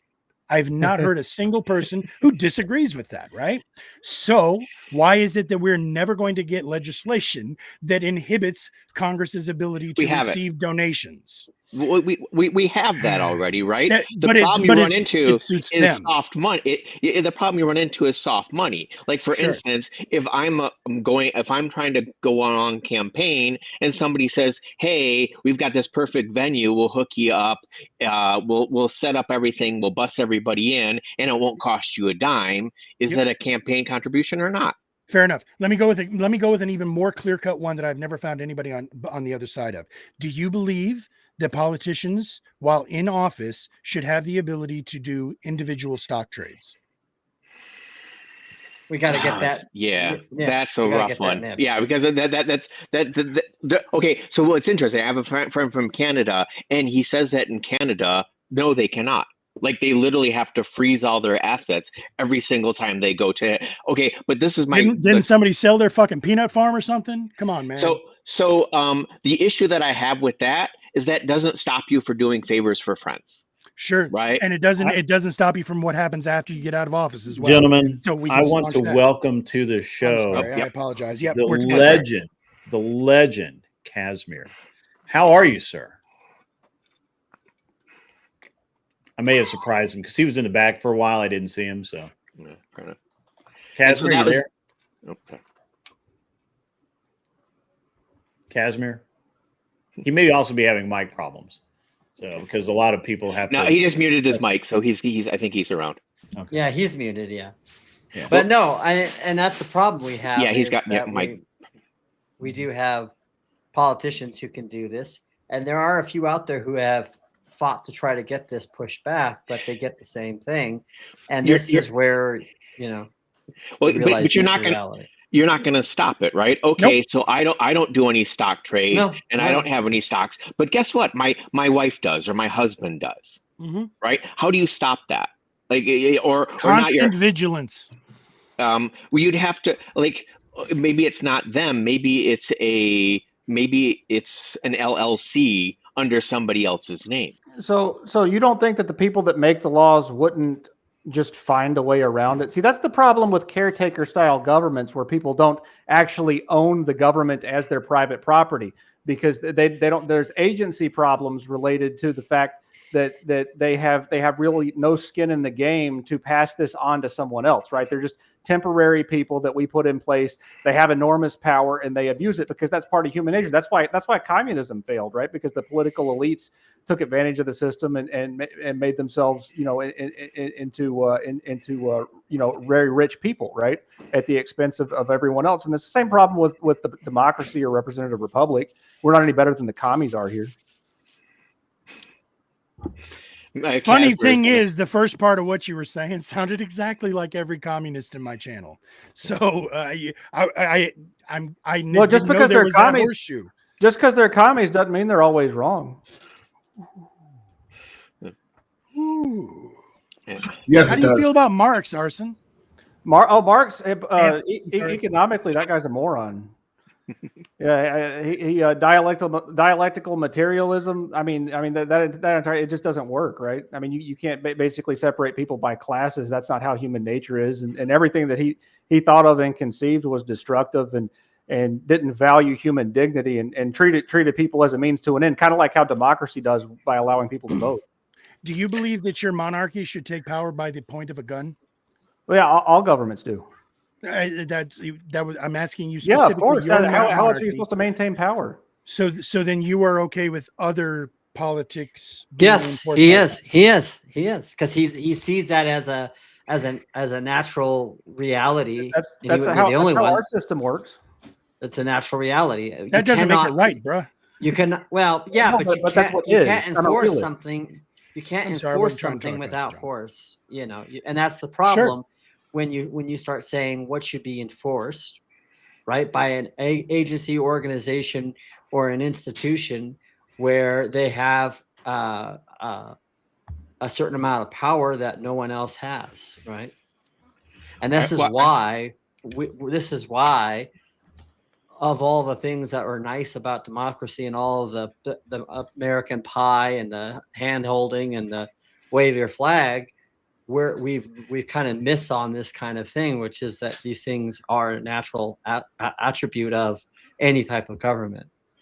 Yeah. Well, I think if Casimir comes on, he's going to be able to show an alternative. It's not going to get around the force issue, but the idea behind it is distributing that force across a larger area, so it's not centralized. Yeah, but is that really the way that human nature works? I mean, even in a democracy, we've highly centralized everything in this bureaucratic mess that we have, right? Agreed. What if it wasn't centralized? And prior to that, are you proposing feudalism? No. Yeah, prior to that, we had highly centralized governments where it was basically around one man, right? Mm-hmm. So I mean, it's human nature for us to build hierarchies and place someone on top of them. Agreed. So again, Casimir, I hope he comes back. He is an ANCAP. He is a really good anarcho-capitalist, right? And he can. We've had some interesting conversations. We've had some. Yeah. He and I have had some good conversations because he was actually one of the first people after I had my debate with Andrew Wilson that reached out to me and gave me his really good constructive thoughts on it. Yeah, but he's the guy. I've really been trying to get to talk to him because apparently his pointed arguments against communism is awesome. Yeah. But I just messaged him to try using Chrome if he's so there's something about if you try and use anything but Chrome, I love you. Doesn't like it. I love you. Yeah, Streamlabs doesn't like anything but Chrome. Yeah. But Anson's got a good sense of humor. You can't deny that. Love it. You're my hero now. Congratulations. My first monarchist, and it turns out he's swell. Well, Anson's a he's a unique fellow. Professional troll. He quits every week, by the way. Yeah, I do. I'm not on the internet today. I quit the internet. I heard when you came in, sir. Yeah, he quits every week. He shows up late. He harasses the women. What can you do? So I'm not a big fan of shameless self-promotion. So I'm going to try and keep this succinct because I don't have any other way of being in contact with you, Mr. Grid. But you just told me that you got a great ANCAP, and I happen to have an amazing ANCOM. So I think that we might have to touch tips at points. Are you doing DebateCon? I'm saying that maybe you and I, Grid, we could be what brings us back together. There's the man himself. Welcome, sir. How are you? ANCOM, huh? Holy fuck, he even looks like ANCOM. So I don't know if you're doing DebateCon, but I have an event that I'm doing as an opener to DebateCon in Nashville, and it is and I'm actually looking. Oh, that's a real thing. I'm sorry. No, I didn't. Yeah, it's a real thing, and I'm actually looking for an opponent because Fabian Liberty's coming, and he is a great ANCAP debater, and I am looking for an opponent, a commie opponent for him that is worth the test, because honestly, I honestly think Fabian Liberty destroys the average communist. That's not hard to do, but at will. Not to be a dick, but really need like a really, really good communist to debate. I have a few of them in my pockets. I try to collect Fabian Liberty because I really want because you guys probably don't know this, but Fabian has been since he went on Tim Pool, he he's like he took it to heart that, you know, he needed to get his health better and everything. And so he's made a lot of changes to his diet and to his exercise and all that. And dude's dropped some weight, but more importantly, his just listening to him, his mind is just ridiculously sharp right now. Like he is absolutely. Oh, thanks, Sarah. Thanks for sending a raid. You should come on up and hang out with us. We were going to have a debate show, but I guess we're just going to hang out and talk shit. I guess you've got an AdCom. He's got an AdCom. Well, we got enough people here to debate. Let's get a debate. I don't have judges. I don't have. Vader was framed. Yeah, but I really, I mean, just like last night, we were debating, and we were obviously it was a panel debate, so it was interesting. But Fabian presented this. The Civil Rights Act was actually actually enslaved us, and I was like, "Wait, what?" And then he made the argument, and it's a very convincing argument. Was that one of the Charlie Kirk talking points? Because I know I had seen on the list of controversial things he had said. I don't know. Casmer's here. Casmer, could you help us out with that? Is that was it the same arguments? I'm just curious. I haven't heard I don't know. Yeah. I can. Can you guys hear me? You're a little low. I can turn you up over here. No, I'll work it. So, sorry, my camera just decided to die. That's okay. So I'm on board with this. You have.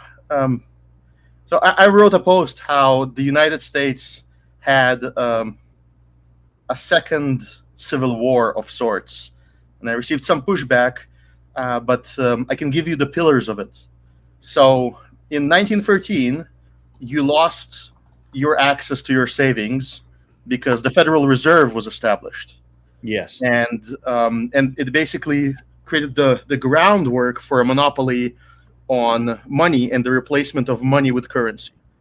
Then in 1917, you lost the access to your body in case of a war because the Selective Service Act was implemented, which introduced conscription.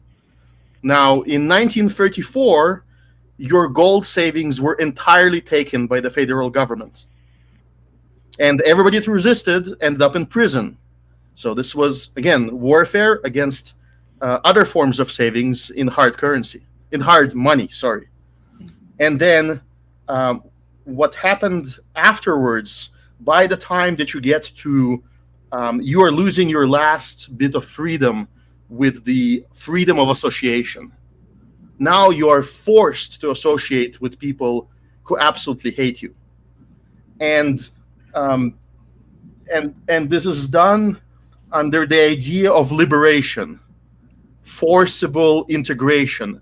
Mm-hmm. Now, amusingly, the same people that were forcibly integrated are now, most of their, quote unquote, their mainstream opinion is that they prefer segregation, and now they want militant segregation into their own safe space against you, who is their alleged oppressor.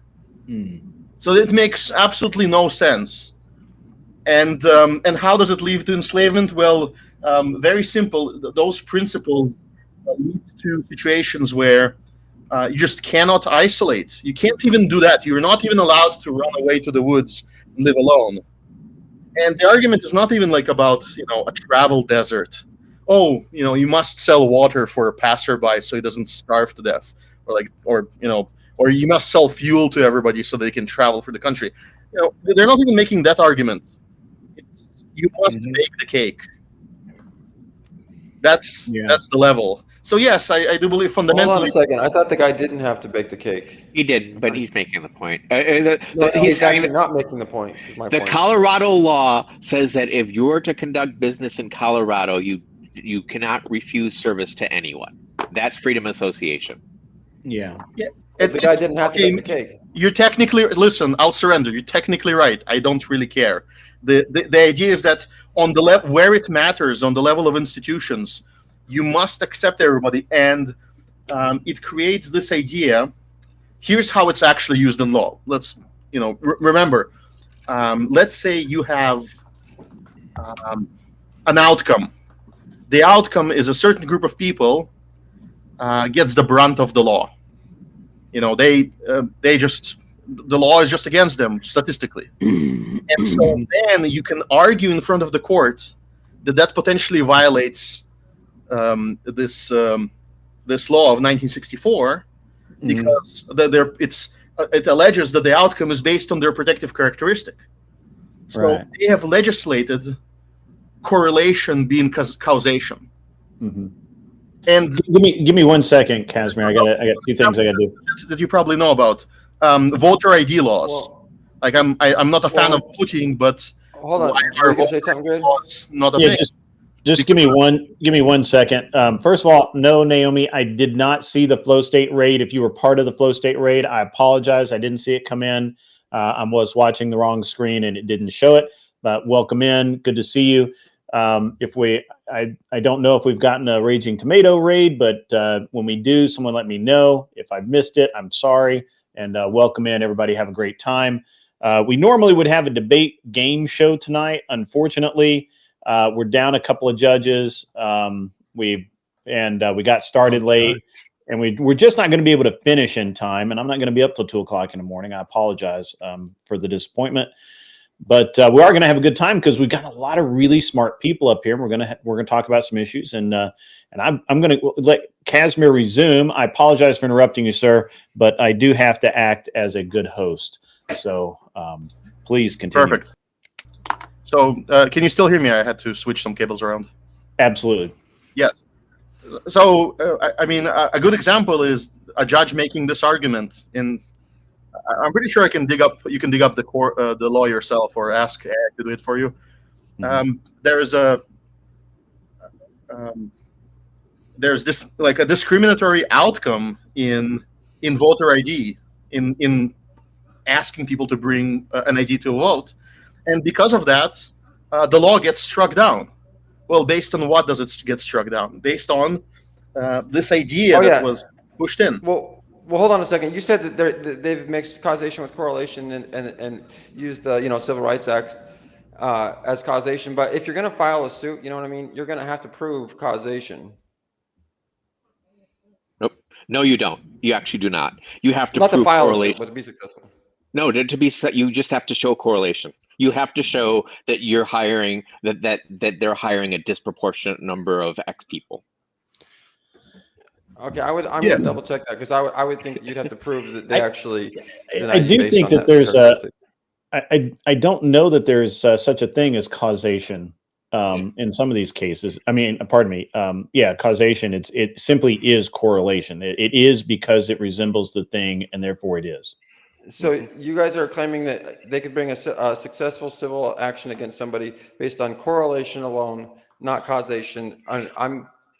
Right, within standard deviations, within a couple standard deviations, right? But like literally, if you have 10,000 employees and it's 99.9% white, you're going to get hit with the lawsuit. It doesn't matter the reasons. Because you could more easily prove causation. Would be the point there. Well, yeah, I don't know.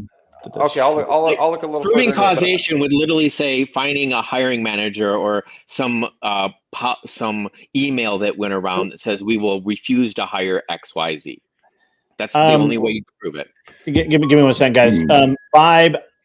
We were going to do the Nerd Wars. I was late. I had to pick my wife up from the airport. We'll do it tomorrow night. Everybody come back, and we're probably going to work with this guy up in the corner, in the red, white, and blue shirt there a little bit tomorrow night because he says he's got some lefties, and some commies, dozens of them, and they might even know something about sci-fi, and so it might be an even better show tomorrow night. So just bear with me. Fortunately, tomorrow night's poker night, man. Poker night. Oh, okay. Yeah, poker. So I don't play poker. I even wore the shirt to trigger everybody. Everybody. And I'm not even going to get to use it. I'm sorry. Well, we do it every week on Friday nights. This week, obviously, has just been a very strange week. I even dressed up at the beginning of the stream. I was all in nerd gear. I had my hair parted. I had a shirt on with a button down to cover up my 27-inch pythons. strange. So I want to bring, not to reiterate, but kind of, I just want to drill it down to make sure we're all pinned down.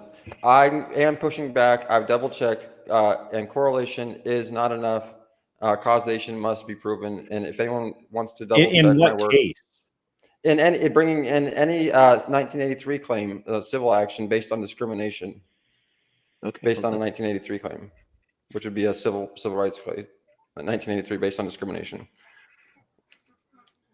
Is that how the hold on? And I actually want a little bit. I need a little bit of clarification here because I didn't keep up with this case once it had been won and then lost again. So my understanding with the Baker in Colorado, he won the case, or he won the case and he lost the case when they retried it or whatever, appealed the judgment or whatever it was.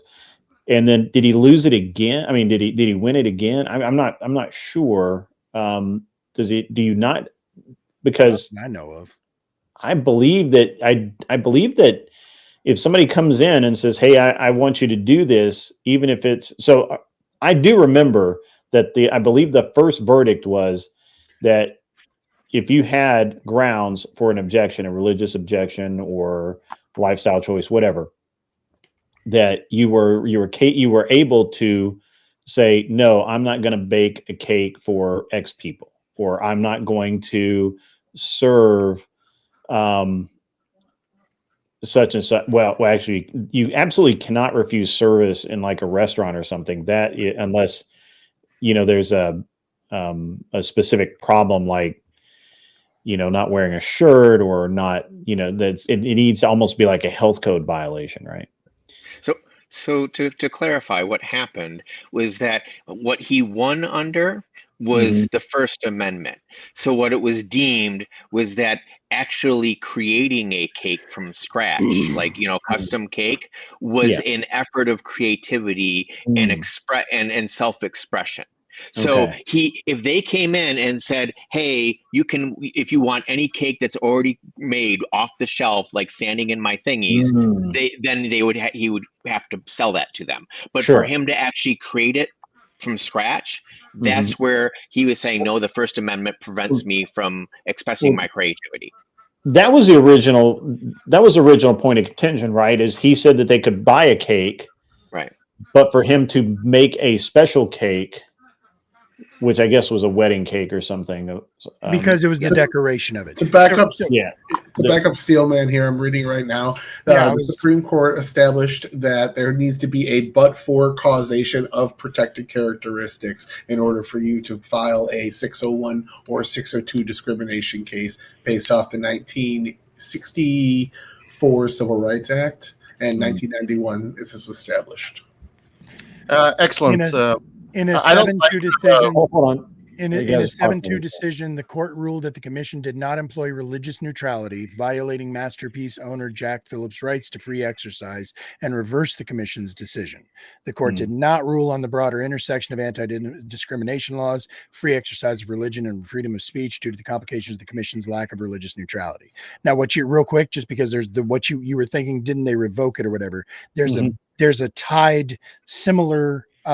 It called the Creative LLC versus Elenis. The Supreme Court granted certiorari, I don't fucking know, in 303 Creative LLC versus Elenis in February 2022, which again dealt with the Colorado anti-discrimination laws applying to public businesses. The case concerned a Christian web designer who sought to make wedding announcement websites only for heterosexual weddings. She feared punishment under Colorado's anti-discrimination law and thus aimed to block the law as a violation of her First Amendment rights. On June 30th, 2023, the court ruled that the web designer's favor, stating that Colorado's anti-discrimination law cannot compel a web designer to create products that indulge or include speech they disagree with. So that was what you were thinking about was, first of all, he held it up both times, but it was the second time as a Christian website designer. Right. Casimir, go ahead. I'm sorry I interrupted you before. Yeah, I'm sorry too. So I'm not a huge fan of these types of debates. I would prefer historical references, but I think we should talk about Griggs versus Duke Power Company. So this is Duke was required a high school diploma and an aptitude test for certain jobs, and the evidence was just that it disproportionately affected African American workers. And under the Title 7 of the Civil Rights Act, Even if no intent to discriminate was shown, the correlation, disparate impact, was enough to invalidate the policy since the requirements were not shown to be job-related. And then this kept getting quoted, like Albemarle Paper Company versus Moody, Hazelwood School District versus the United States. Here's an example. So this is the legal standard. My question, this is reading from an LLM, does this act prevent IQ tests from being used during employment testing? Which I find quite relevant, since I sometimes have to do HR myself. Employers can use IQ tests or aptitude tests. However, under Griggs versus Duke Power in 1971 and subsequent cases, a test that has a disparate impact is illegal unless, one, the employer can show that the test is directly related to the job, so general intelligence cannot be shown to do that, and it is a business necessity. Again, you can, if you run a great business, you might want to have people with high IQ. However, the government can say, no, a shitty business is still a business, so it's not a necessity. Therefore, you can't use an IQ test. Yeah, so and I've actually, for example, forced association. Yeah, I've actually seen this play out with one of my employers before, where they were sued for discrimination because they did testing for employees. And they had to stop doing their testing based on intelligence and only focus on their artistic aptitude testing. And because that was directly related to the actual work, your ability to perform specific artistic tasks. And they got in trouble because they also were, the EEOC said that they didn't have to have quotas, but that the way that they enforced it basically said that they had to have quotas for women in specific roles compared to men, because they were only putting the women in like administrative roles and the men in the other kinds of roles where men actually are better at. And so like they say that there's no quotas, but in practical application there are.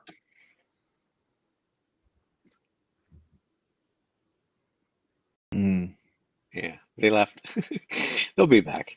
Yeah, I was just looking up that. So both, well, then it left, but ADB and horseradish. Oh, gotcha. Oh, Yeah, I'm still here, my friends. I'm still listening. I was just talking to my beautiful wife. Hoser Radish. His name is Hoser Radish. Call him a hoser. Hoser Radish. Yeah, I was just looking All more right, into the arson, the communist.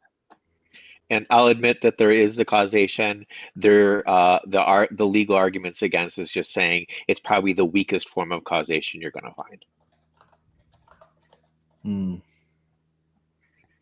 The legal term is the but for, which is what I actually I had a question to Horseradish. I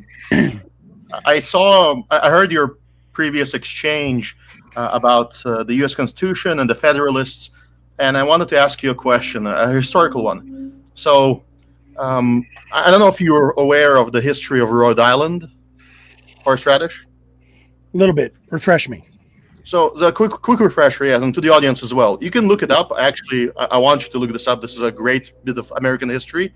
There was this guy who, I forgot his name, sorry.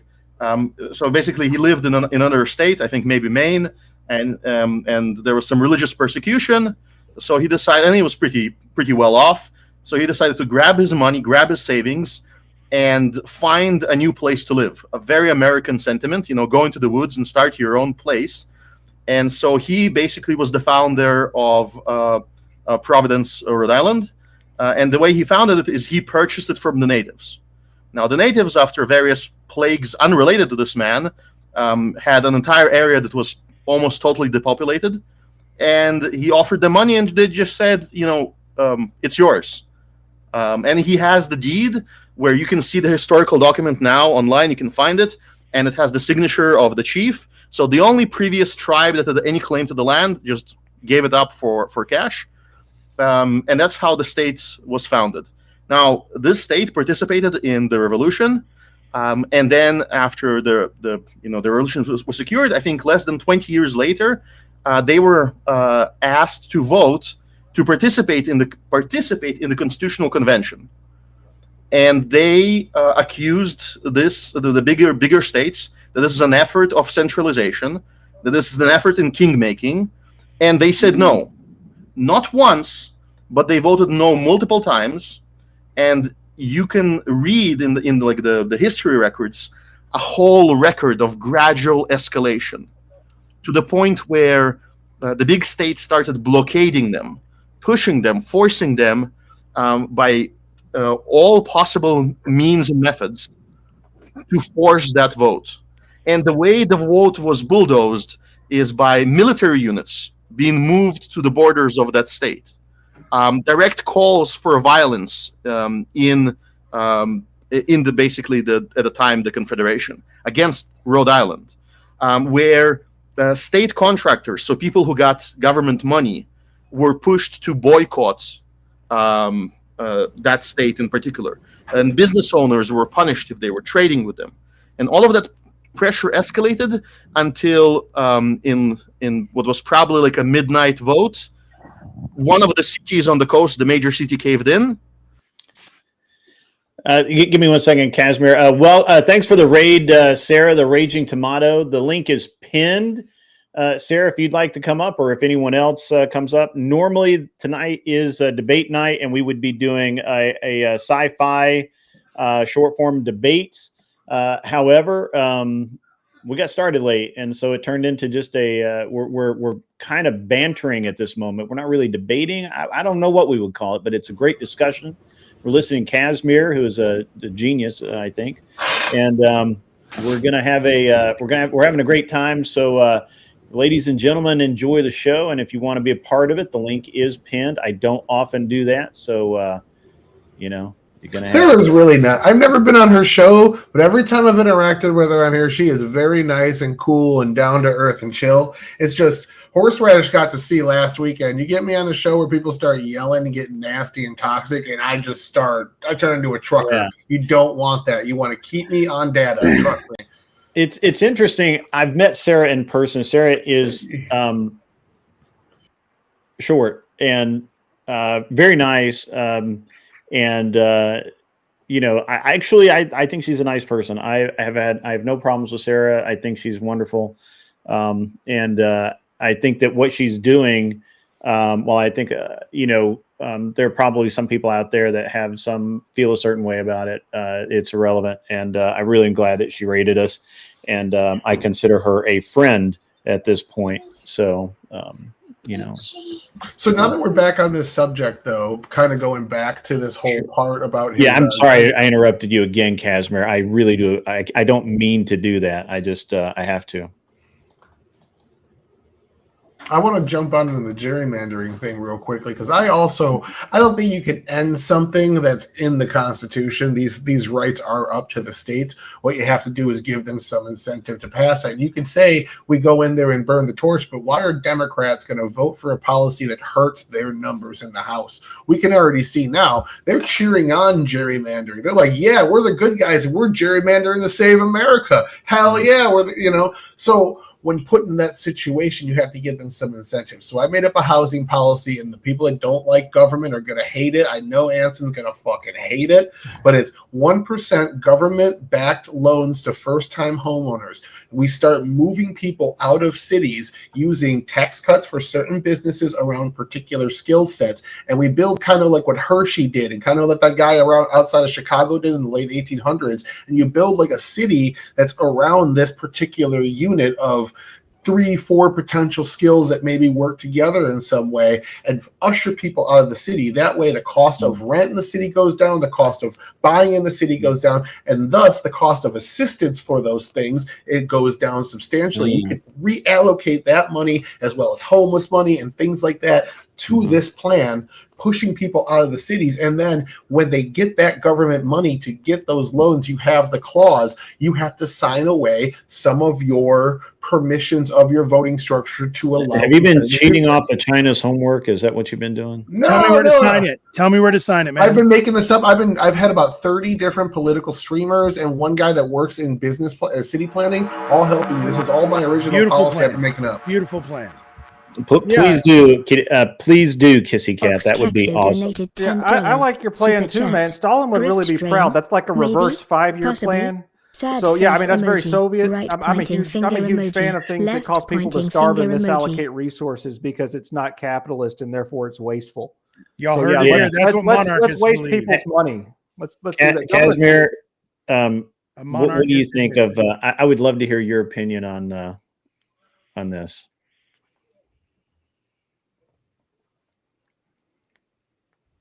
Your microphone's not working, Casimir. He may be away for a moment. It's a so that's kind of what you're proposing is eerily similar to how China is getting people to move into their cities.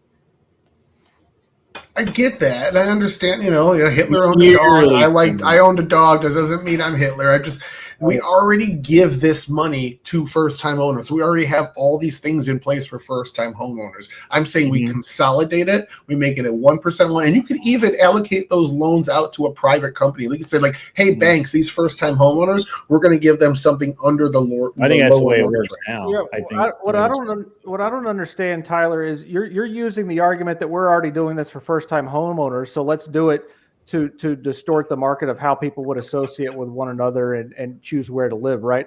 Instead of saying, let's just get rid of this wasteful first-time homeowner program that's obviously a boondoggle, and if it was a free market system, it would be run more effectively anyway, because in a free market system, the government wouldn't set artificial prices for money, so people would actually be able to obtain wealth over a long period of time. Sure, but if you look at the homeowner data, homeownership right now is higher than it was when the market was more privatized 50, 60 years ago. So we're doing something right. Well, hold on, let me because this is quite interesting. Let me ask you: would it not be better? It would be more painful short term, but it would be better long term, I think, to take us off the oil standard, to destroy the IMF, tear down the artificial money that we use now. I'm not saying we need to go back on the gold standard. Joe donated $10. Super chat. A reasonable grift. TTS is when it's over $10, and I try not to talk over it. Thank you very much, Desert Joe. I really appreciate that. It's part of the show. So this is actually, so I'm listening to what you're saying, and it sounds okay, but long term it solves nothing because you're still linked to the petrodollar. You are still linked to the idea that the United States has to be the world police, that we have to provide all the world's security. Yeah, I know you like that. I hate it. And we're still linked to our tax dollars paying for everybody else's lifestyle and security. And I don't like that. I would propose that we take us off of the petrodollar. We destroy the IMF. We get rid of it. We pull we call all of the loans internationally that we've made to all of these countries that never pay us the fuck back. And if they can't pay us, we just take it out in goods and services that they can provide. But that like also literally like a bank does, say, hey, you can't pay me. You can't pay me the $2 million you owe me. I'll take all the chickens that you have, or whatever. Yeah, right? China owns 8% of our bonds. Japan owns 7% of our bonds. Like we have sure. Again, debt back. Short term, it's painful. Short term. Well, okay, maybe long term, it sets us up for success, and it keeps us more independent than we will be. You're correct. We do have other countries have bought bonds, but China has actually cashed out a bunch of theirs. I don't really know their political reason for doing so, other than probably just to get it in the papers that they're cashing out bonds that they held. But at this point, I can't see any reason to continue to prop up the world's economy with the petrodollar. I just don't see it, other than politicians make a shit ton of money doing it. Well, so Tyler, you said something super interesting too in your comment, which was you were basically making the assertion that expanded home ownership is a good in and of itself, because for some reason you think that just creating a policy that distorts the free market and results in expanded home ownership is good. Whereas in reality, expanded home ownership is good in a free market system because it's a signal that the economy is healthy. But our system is set up so that all sorts of people who don't really deserve it are getting something, right? And so it's not actually a signal of a healthy economy or a good economy. It's just a signal that we have policies to prop up people and put them in positions that they didn't actually earn. Yeah, I agree with you there, but like a lot of this is people are generally poor in their 20s and then generally start earning in their 30s. This helps people when they're at a vulnerable point in their life and then allows them to pay it back later. They're borrowing from themselves in the future through the government in a way that can't be maybe even bankrupted. Maybe they are forced to pay the taxpayer that money back. That money eventually comes back into the economy and also makes cities a lot cheaper to live in as well. That's the incentive to get Democrats to pass this, because this might hurt them electorally in the long run if they're allocating out some of their vote and dispersing it out into more even districts. So, but I don't see the money. As long as we're on this petrodollar system, the money does not come back to us. The money simply goes offshore once again to prop up everyone else's economies. That's Non-Fon's argument. Well, they come back and they invested in our economy and then they take even more out. So that's basically the same thing as paying U.S. workers, right? And yeah, I agree. Yeah, I mean, while I agree with the premise, I understand what you're trying to do. You want, houses, factories, shops, jobs. I get it. You can have that. We just got to get rid of the petrodollar. Can I ask Anson a question real quick, sir?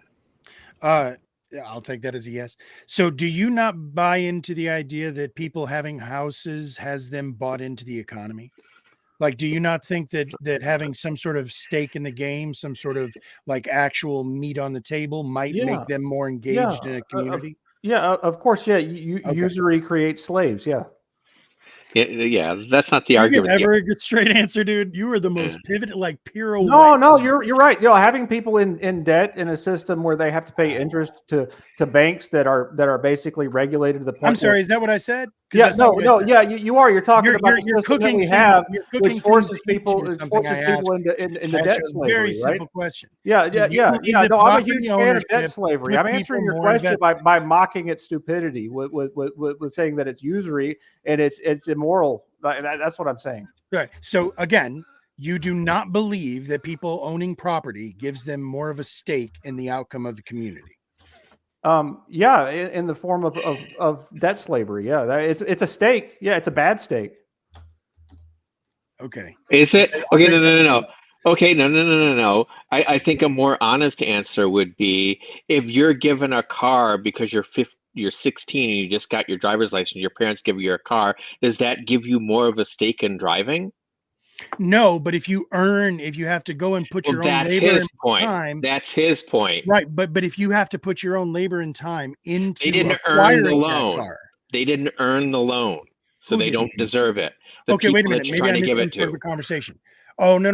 We're not trying to give it to anybody. I'm sorry. And maybe I misunderstood you, Gandalf. Were you giving anything to anybody for free? Oh, yeah. Yes and no. In this circumstance, it would be a 1% loan. Eventually, they would pay it off with a 1% interest. So the person getting the home wouldn't get anything for free now. So you're providing people with an opportunity. Okay, a 1% loan, right? What happens if they default? That would be the same thing as the bank. You would collect on the loan, you take the property back, and then you turn around and resell it. You would lose your stake in the game. Or essentially offshore it to a bank. You could let the banks be in charge of these loans and just say, hey, because this is a first-time homeowner, we're no longer doing that. You only need 3% of the interest rate to make a down payment, or 3% of the overall price to make a down payment. Instead, we're going to do this 1%. I mean, Larry, so I want to hearken you back to 2005. In 2005, we had these things called subprime loans. Between 2005 and 2008, something like 40% of those loans were in negative equity. In 2008, people started realizing they couldn't pay the fucking loans, and the housing market crashed. And there's no way that what you're prescribing is the only way that the thing that you're prescribing is beneficial is the idea of company housing, right? Like literally, and I would actually agree with it. If you said it this way, I would agree with you. If you said, for example, that you're going to give an entity, a business, a corporation like Global Core, a bunch of fucking money to go build robots or sex toy doll thing, the microwave powered, whatever, I don't know, whatever it is, whatever people want 10 years from now. And they built a factory, and around that factory, they built a town, much like Sun Microsystems did, and a bunch of other, Google, a campus, if you will. And if you were to do that, and then the corporation then sold houses and carried the loans that their employees had, I could agree with that. But now we're back to company towns, which we had back in 1908, right up into 1920, which preceded, do you know what? The Great fucking Depression. That's half of it.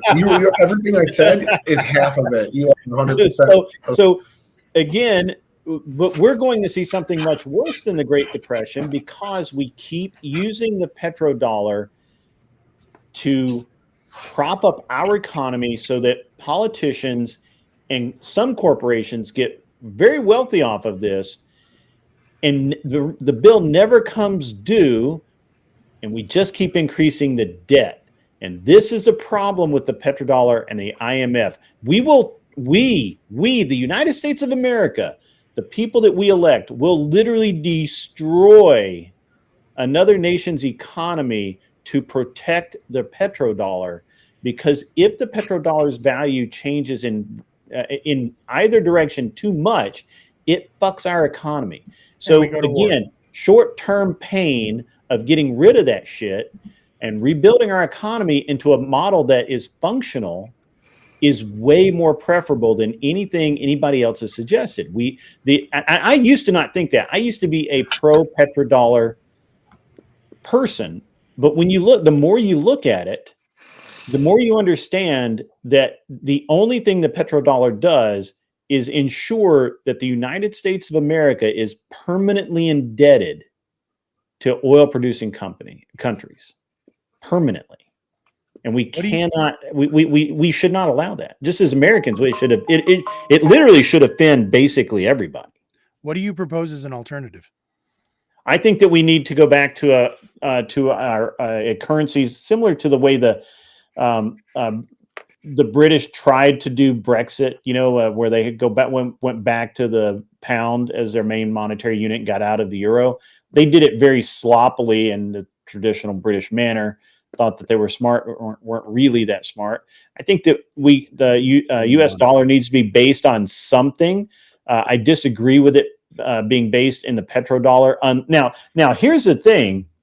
If you wanted to keep the petrodollar, before I continue on, I'm sorry, I want to make sure that I'm people don't think I'm being disingenuous.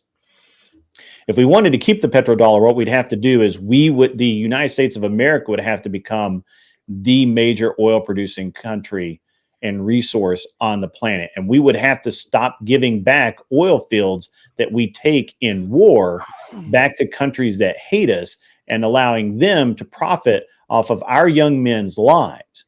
So either we become global conquerors, as we should, or we open up the spigot on our oil reserves, which are mighty and far more than people are aware of. One or the other, I don't care which.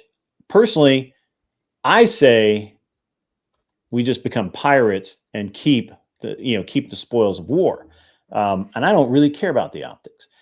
But since I'm not the ruler of America, it's not going to happen today. What we can do is we can destroy the petrodollar and go back onto something similar to the gold standard. Obviously, I don't think we can go back on the gold standard. I think everybody that says that's a fucking idiot. They're just delusional.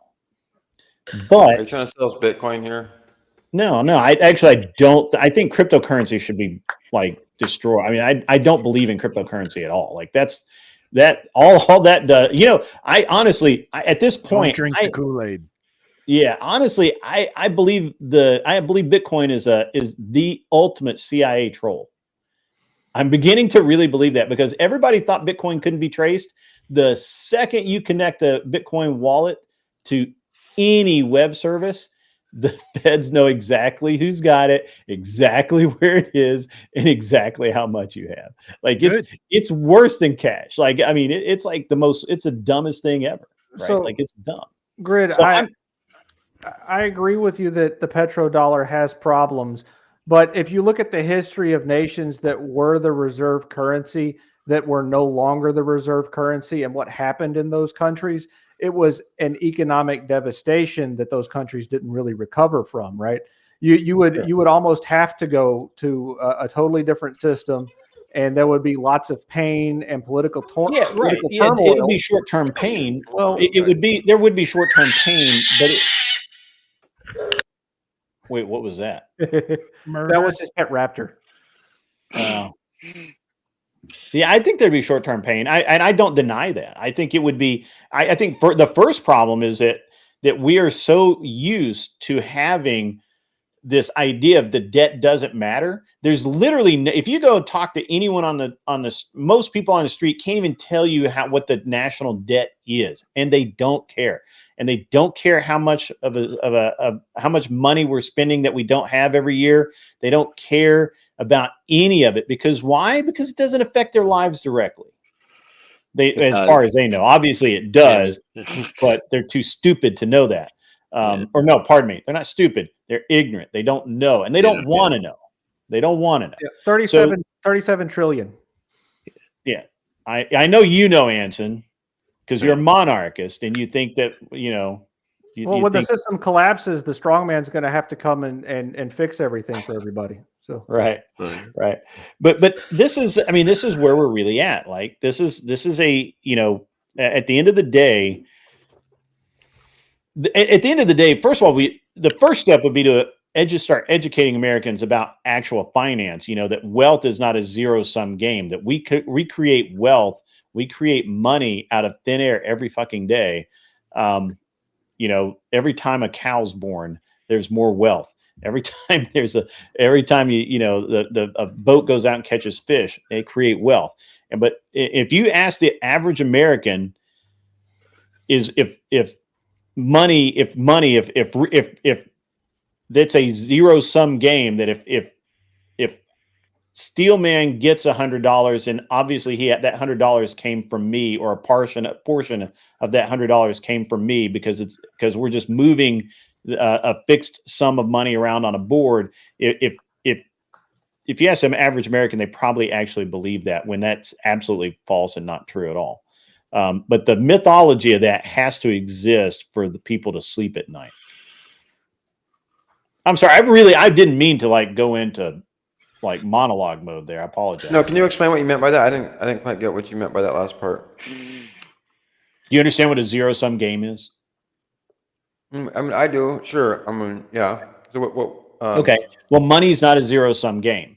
Just because I get $100 doesn't mean I stole 50 of it from Anson, 25 of it from my good buddy Tyler, and another 25 from that fellow. No, but isn't it what it's supposed to imply is if you give me $100, it's because somehow I give you $100 in value. No. It's better than that. No. Okay, so I was going to use this as a good example. Let's say I wanted to buy one of Grid's guns up over there, right? And he likes his guns, and he knows that they're worth something to him. But I say, hey, I'll give you $1,000 for that AK with the scope. And he's like, well, gee, $1,000 is probably work better in reverse, but $1,000 to him is worth more than that AK with the scope. But to me, the AK with the scope is worth more than $1,000. So we're giving that exchange, we both gain. And that's the way it is with every transaction. It has to be that way. Otherwise, you wouldn't trade. If you gain nothing or you lose, you wouldn't trade. So the only way you do trade is if both parties are gaining something. Yeah. Casimir, man, if you're using any browser except for Chrome, You're gonna have problems with Streamlabs software. It's open source and it just does not play well with Windows. Windows doesn't like authenticating it. Brave hates it. Firefox hates it. Everybody hates it. Just gotta stick. I had to install Chrome just for this. Right. I understand. Yeah. Right. We get that a lot. I do apologize, Casimir. So that may be the problem. It may not have anything to do with your equipment. So that's interesting, though. I thought Streamlabs is an extremely popular software. It is. Yeah. It is extremely finicky. It's also open source. And taxing.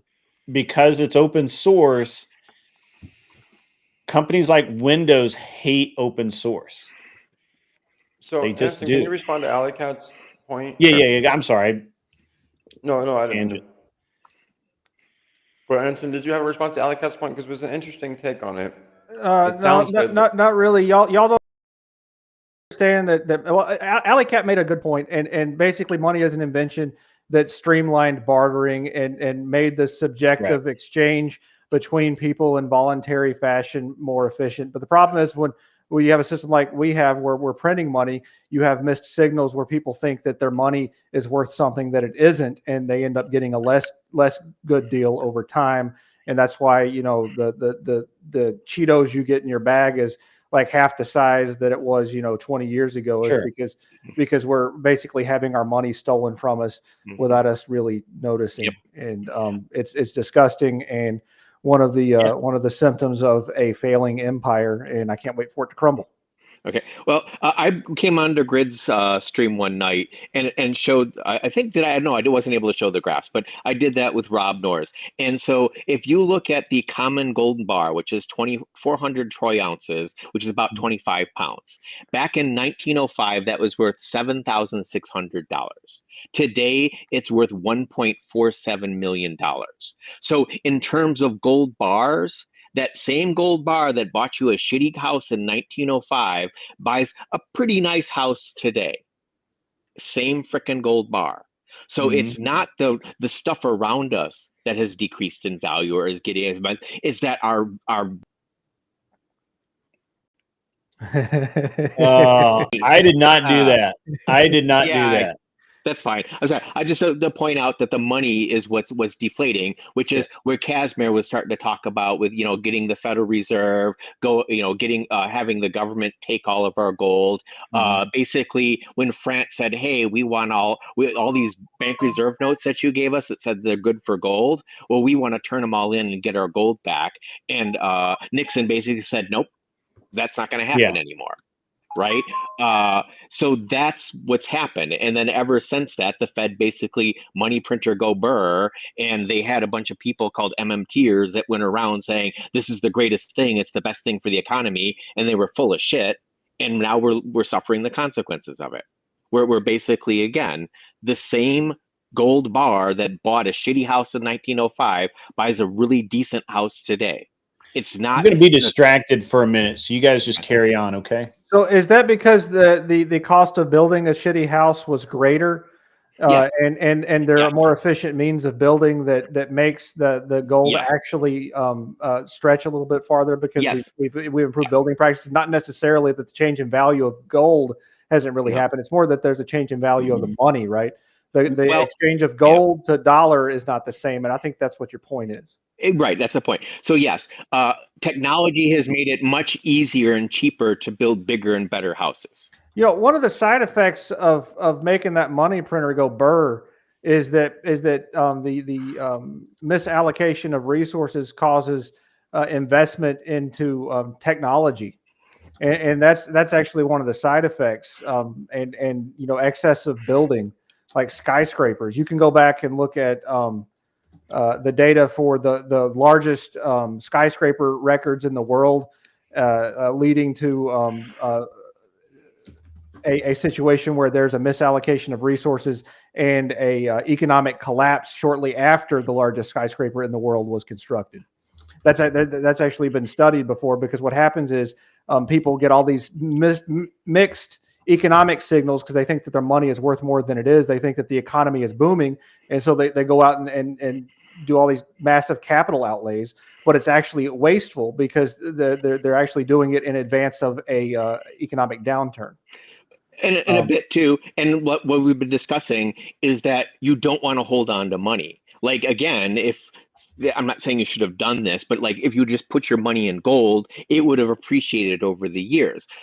If you put your money into housing, it appreciates over the years. If you put your money into corporations, they appreciate over the years, and much higher than inflation does. That's only because the government has an artificial price of money set, right? That it wasn't always the case prior to the government basically centralizing who controls the money.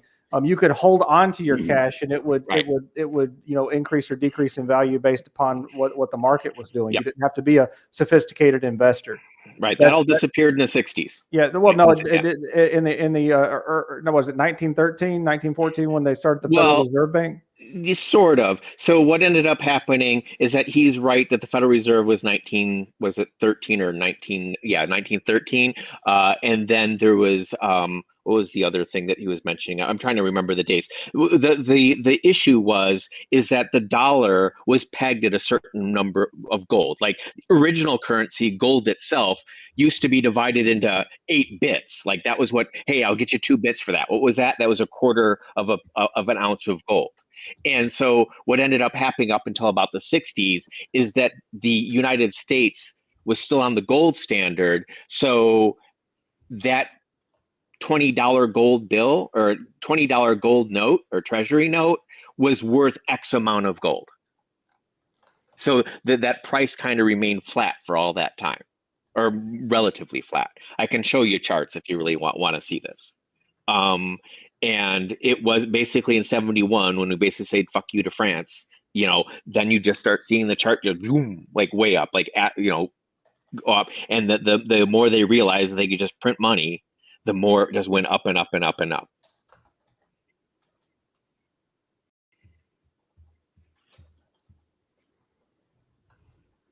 All right, so since we're doing this tomorrow, I'm going to go to bed a little early so that I can gain the political capital with my wife. Yeah, and you're mad I beat you up on your No. I'd love to. He was Horseradish was talking about having a panel on this. I'm going to go through that document. Yeah. I'm going to update it. That'd be cool. I want people to pick this shit apart. I want right wingers and left wingers to pick this shit apart and say, I don't like this about it. I don't like this about it. So I can look for alternatives. So I can be inspired to find a way to amend it to make it better. I've been reading housing policy for the last 100 years to try to forge this thing. So throw shit at me. Tell me where it's wrong. Tell me where you don't like it. Tell me where you think it can get better, and I will fucking get to work. So I appreciate it. All right. I like the energy. I like the energy. Yeah, I'm going to go earn some political capital with my wife by going to lay with her. We'll watch something, and then tomorrow I'm allowed to stay up late and do debate stuff with my friends on the internet. Cool, man. Yeah. So right, we'll promote it out for me tomorrow throughout your day, and I'm sorry that you can't make it, Horseradish. I really feel like you would have been an awesome, and we're gonna have to do the sci-fi nerd zone thing more often because everyone's really seems to love that. Like I said when I came in earlier, I was excited about it because it was going to get my mind off the shit we're usually swimming in. Yeah. And actually, since I've got a moment, I'm gonna actually do the exact same thing because again, my wife. It was a pleasure meeting you. Well, I usually end at 11 anyway. So, what time is it your time right now? 10:33. Well, I'll fucking kill another 30 minutes. I can do another 30 minutes. Yeah. Well, but in that case, I do have. God, I had so many notes. So I just wanted real quick, Monarch. I don't know what do you actually go by, Anson? Like all jokes aside. Because I was going to call you Marilyn, but yeah, all jokes aside, what do you? Yeah, I'll put my real name in the chat. No, I'm just saying, Anson. Is that what you generally? Yeah, there you go. Yeah, Anson. Marilyn Anson, beautiful, fucking love it. All right, Anson. So I was actually going to say that I agreed with pretty goddamn close to everything you just said, with the one exception, just to clarify. I always kind of cringe when people say we print money because, brother, we don't even bother printing it no more. Yeah, I know. like let's call a spade. It's dots on a fucking screen, and it doesn't even carry very far. Yeah.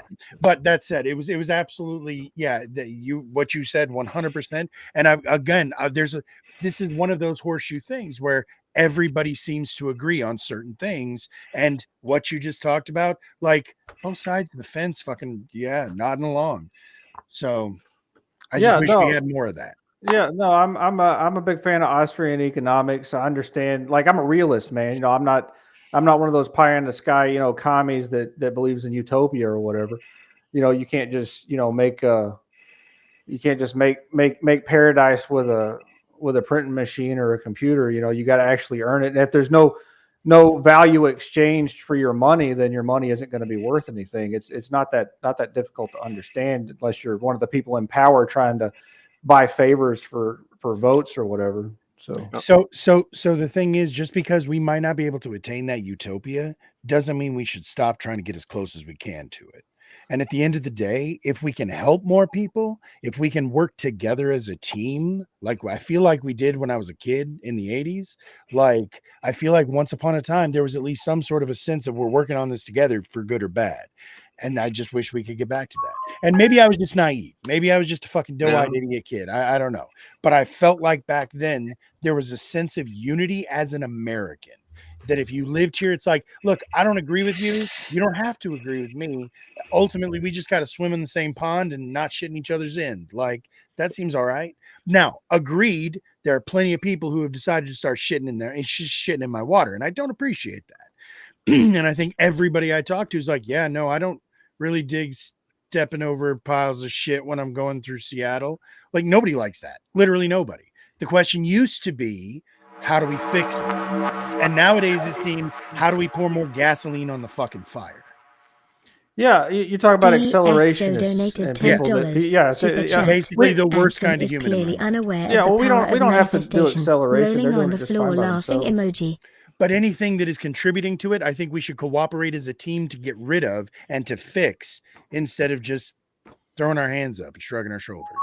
Well, I mean, yeah, it's academic now. Like, we can't turn this ship around. Anybody that thinks that we can fix $37 trillion in sovereign debt doesn't understand how money works and what that actually looks like. How many pallets of cash that is.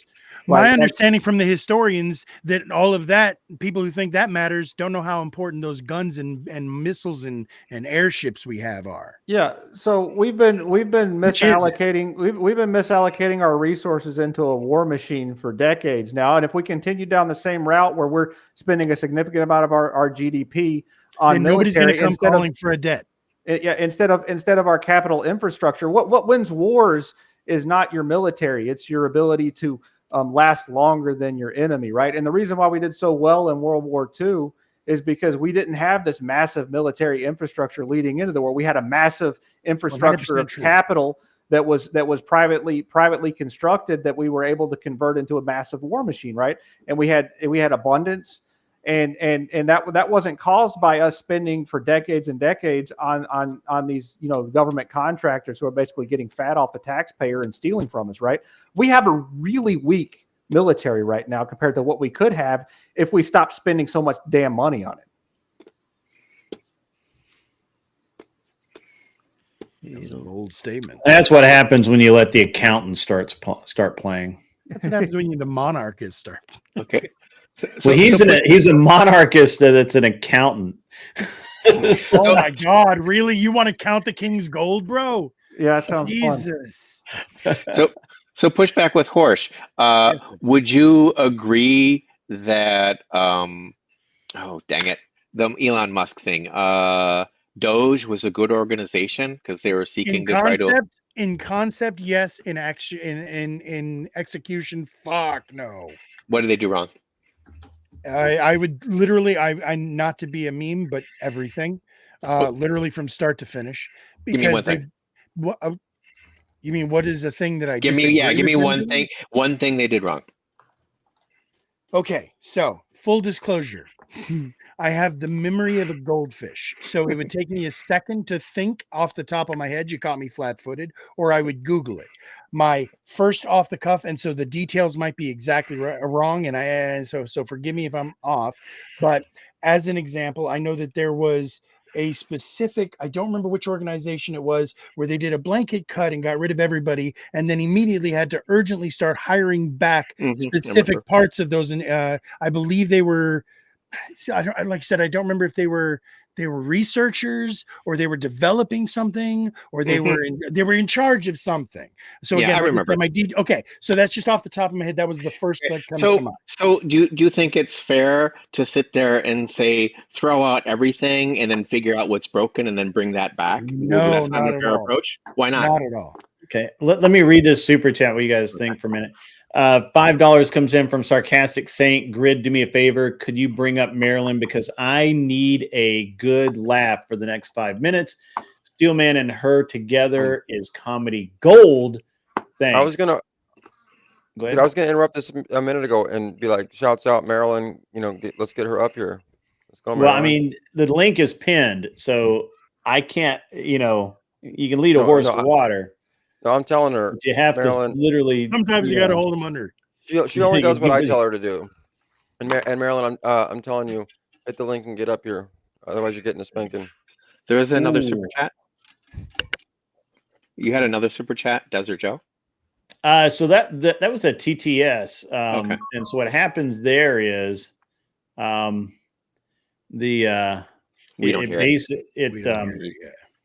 reads it. If you got, and I can re-trigger it. Let me. Oh, I'm so not caught up on that. I can re-trigger it here really quickly, but it basically you guys can't hear it because you're not on YouTube. You're obviously listening in the Streamlabs software, and so but if you do have YouTube,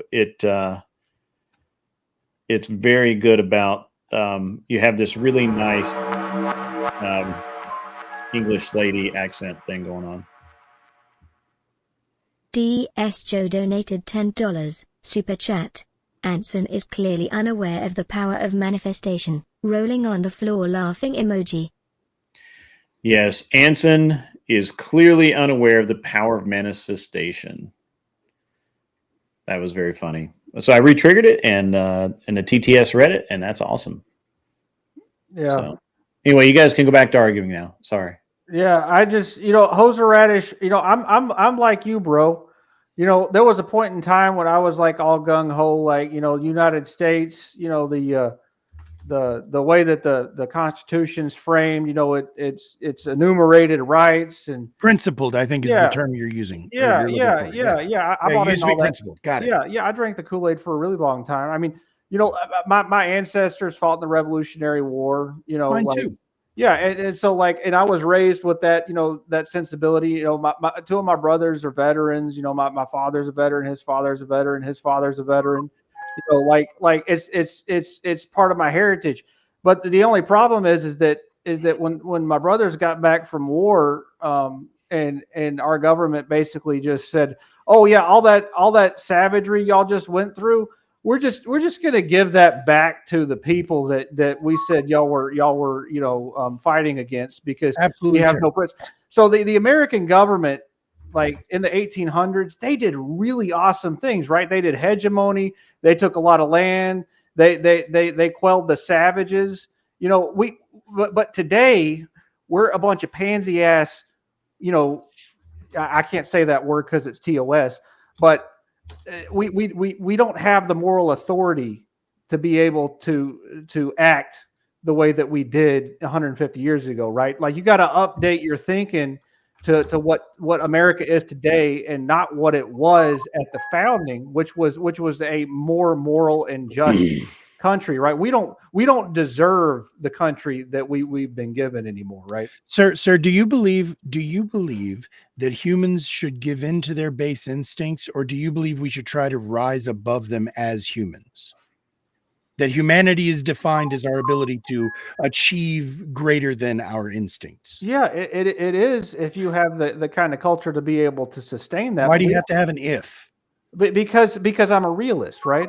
So it's great to try and rise above, but if you're surrounded by people who are at a lower level of thinking like we are today compared to 50 years ago or 100 years ago, like we can't maintain the culture that we had because we don't have the kind of people with the intelligence level to be able to do it. We don't have the kind of elites.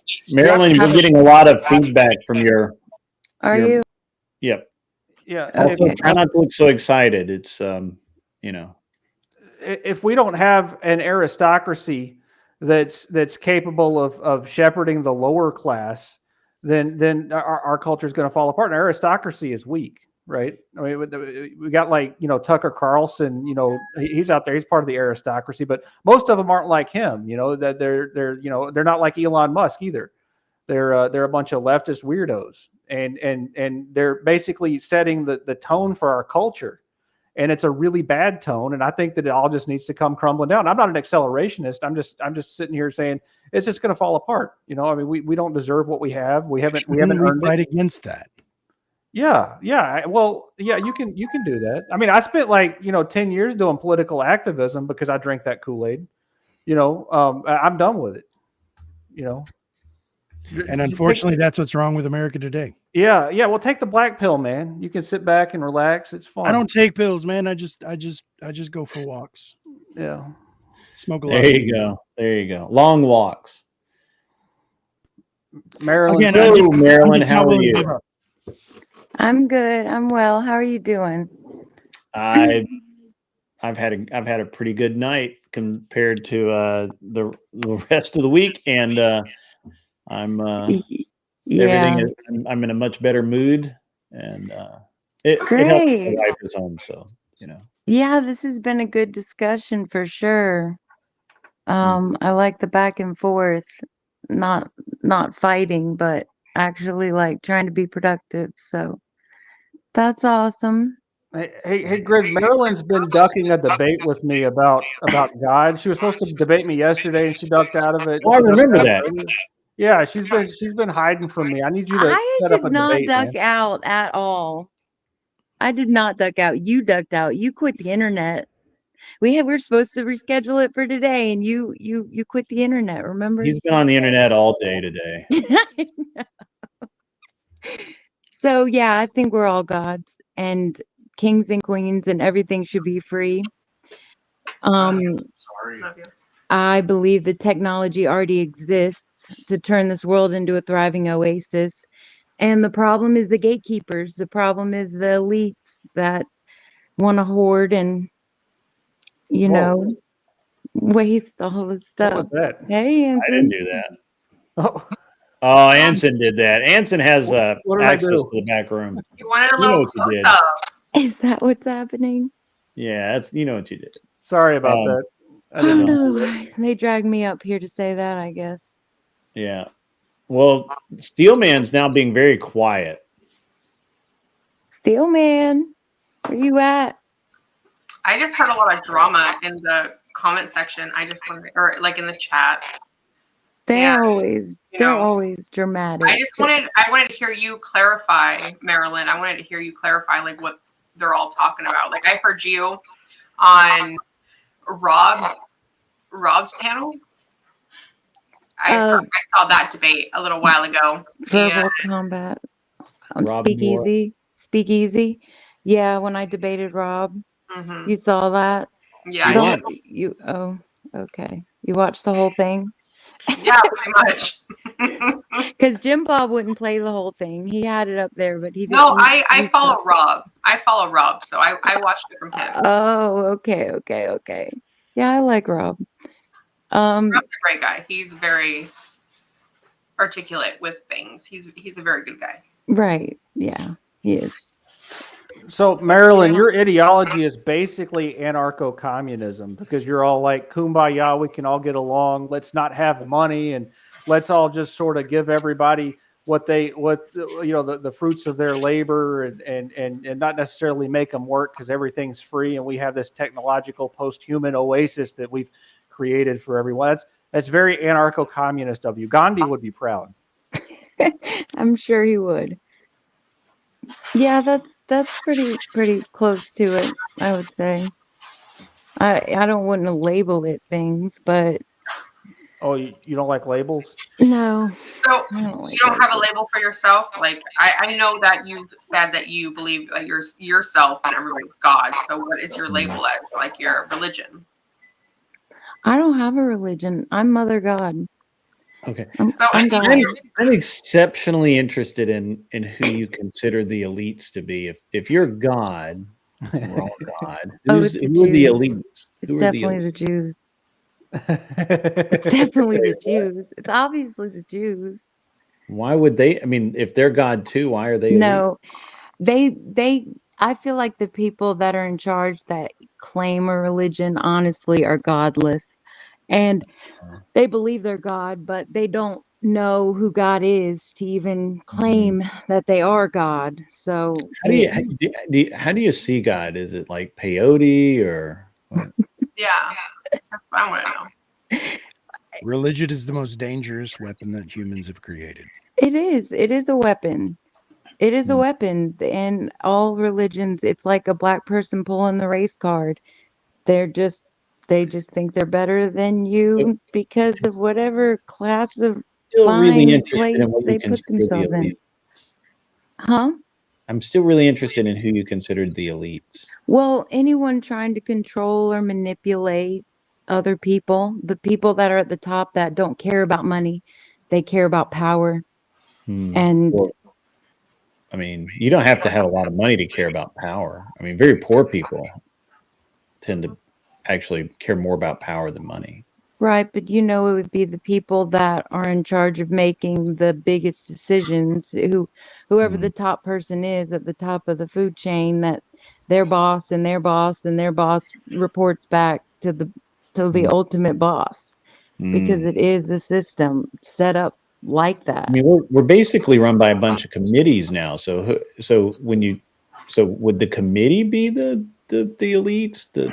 Who's in charge of the committees, though? Well, generally the committees are led, but they vote, and so they make a decision. So it's like 10 people, they make the decision.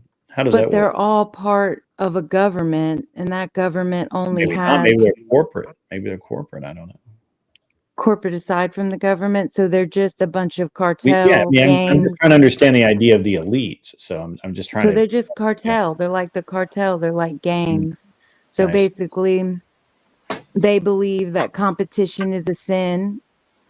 Also, like anyone would think competition is a sin, but they look at it like Fascinating. They look at it like, if you're selling the same thing I'm selling, we can't compete. I'm either going to sell you out, buy you out, and ruin your business or whatever, or you are going to work for me, with me. So there's never any competition. I see. But so wait, how can they be elite without competition? How do they know that they're elite? No, because they've gotten rid of all the competition, just like any mafia. They got rid of all the competition. They are the. Well, I mean, I'm working very, very hard. So let me tell you something about myself, Marilyn. I don't know. I mean, I've only mentioned it a couple of times. Right. But some of my chat probably has heard me say this, but I retired at 45. Not many people get to do that, but I did that. And pretty comfortable. But then I decided last year What was that last year, Grid? Sorry? What was that last year? My phone's that was dying. 10 years ago. I'm 55. But I'm listening. My phone's dying. 5 years old. So. I gotta get a charger. So I retired 10 years ago. I decided last year that, you know what, I'm gonna actually, like, I'm bored.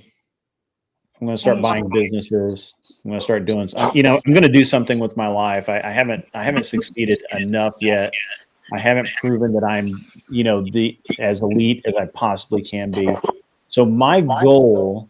I'm hearing an echo somewhere. It's Marilyn's phone is doing it. Is it me? Yeah. Yeah, the phone is, your phone's doing it. But anyway, so I decided that I needed a goal.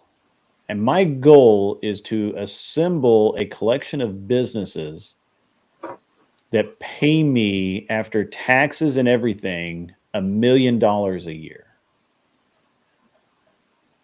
That's just a goal. I don't know why. This is just a goal I want. And I've almost decided that I'd really, really, really like to be a billionaire in the next 5 years. I just haven't figured out the path forward to do that. Does that make me an elite? I would think so. I would think it would be on the side of on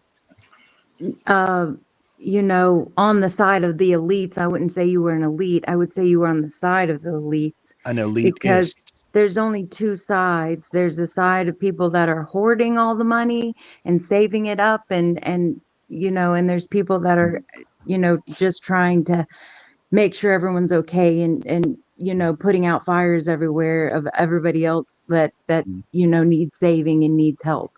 There's like two sides. When I had a business, I employed at one point in time, I employed 60 people. And if I buy a business, like if I bought this body shop that I'm looking at buying, that they employ 7 people, and we're going to increase that to probably 12. And then if we there's another company we're looking at buying. They have, I think, 30 employees, and I would be providing 30 people. We would probably expand that to probably somewhere in a nice round number, something like 40 people. And every time I'm a big believer in the more people I have working for me, the more money I make. So I want to employ people. I want people to have jobs. I need to make money, and to make money, I need more people, and I need more resources to do that. So does that make me elite? It sounds like a vicious cycle. It's a vicious cycle. Providing jobs for people is a vicious cycle. Well, because it's all like it's a very cyclical thing. It's like you're gonna have to do this day in and day out in this cycle. When is there a progression forward? Like, yeah, I agree with Lord of the Pies. I'm not elite. I'm just work really hard, and my brain does things that make sense. I'm not elite at all. No, I would say you're on the side of elites. I would not say you're an elite. If the elite, I don't feel like I'm on the side of the elites. I mean, I don't know. You're to what is it on the screen? You're to my right. I feel like the elites control a lot of the distribution of the social media and the higher standards of big corporations. It's not like little town corporations, so to speak. Like what Grid kind of said. You said you owned a business in a town, correct? But you didn't have towns across the United States, correct? I'm sorry? You didn't have businesses across the United States. If you hired... at one point in time, I had businesses in Colorado and California, but... Yeah, but it wasn't across the United States. I need to correct Lord of the Pies. So that's incorrect. I was a working stiff until I was 35. I bought, well, I didn't buy, I opened my own business. I built it up into something from scratch. Literally, I was the only employee to start with. Yeah. And then when I could, I used my money to buy more, actually, I bought a body shop. A body shop is a license to print money. I'm just telling you right now, that's, it's one of those things that it just makes money if you know how to run it. And I did, and I made a bunch of money doing that. As long as you don't own too much to snap on, because a lot of body shops. I actually used to. It's weird because I would just I would not buy anything, and I would pay my Snap-on bill down, and I would actually have and I paid the same amount regardless whether or not I owed anything. And so he would start getting nervous because he would owe me money. Right. Yeah, that's how they get. Oh my God. I saw so many videos of people this guy going to auto shops and how much do you owe Snap-on? People were saying thousands and thousands of dollars. Mm-hmm. I'm like, how do you do this to yourself? How are you making money at that point if you're owing somebody that much money? I mean, they make money with the tools, so that's it. But when one tool breaks and that's not paid off and you have to buy another one, well, now that they fix them. That's a vicious cycle right there. The best part about Snap-on is they fix they either fix or replace a tool on site. So yeah, they don't have to do anything. Lord of the Pies body shops are scammers. I haven't found that to be true personally, but certainly I'm sure there are some. Not everybody has a neighborhood mechanic. I'm sorry? I said not everybody has a neighborhood mechanic because everybody knows somebody that knows how to work on cars. But I feel like 2 out of 5 people do take their cars to mechanics, like mechanic shops. Mm-hmm. No, I think it's a much larger number now. I had a service shop in California, and we were doing very well. the problem was actually finding a manager. Couldn't find a manager that wouldn't steal me blind or was incompetent. I had a very competent manager that was literally like doing all kinds of shady shit out of the shop. Not with the customers. The customers he was really honest with, because in California they have the bar, and if you screw a customer over, it's a big deal. But he would do side jobs on Sunday at my shop. He was ordering parts for his side jobs on the company account. I mean, there's just all kinds of things. And so, it cost me a lot of money, and we had to get rid of him. So sounds like embezzling. Yeah. It is embezzling, right? Like, that's exactly what that's called. Oh shit! Did you hear my husband? Yeah. It I'm is sorry, guys, he's embezzling. sitting next to me. I don't know if you can hear him or not. I don't know how strong my mic is. So I hear things. But yeah, so I'm just kind of get back to it. So just because I earned all of that by the sweat of my brow, does that should make me not an elite, right? Well, I feel like you're caught in the in between, because like I said, I don't think you're an elite.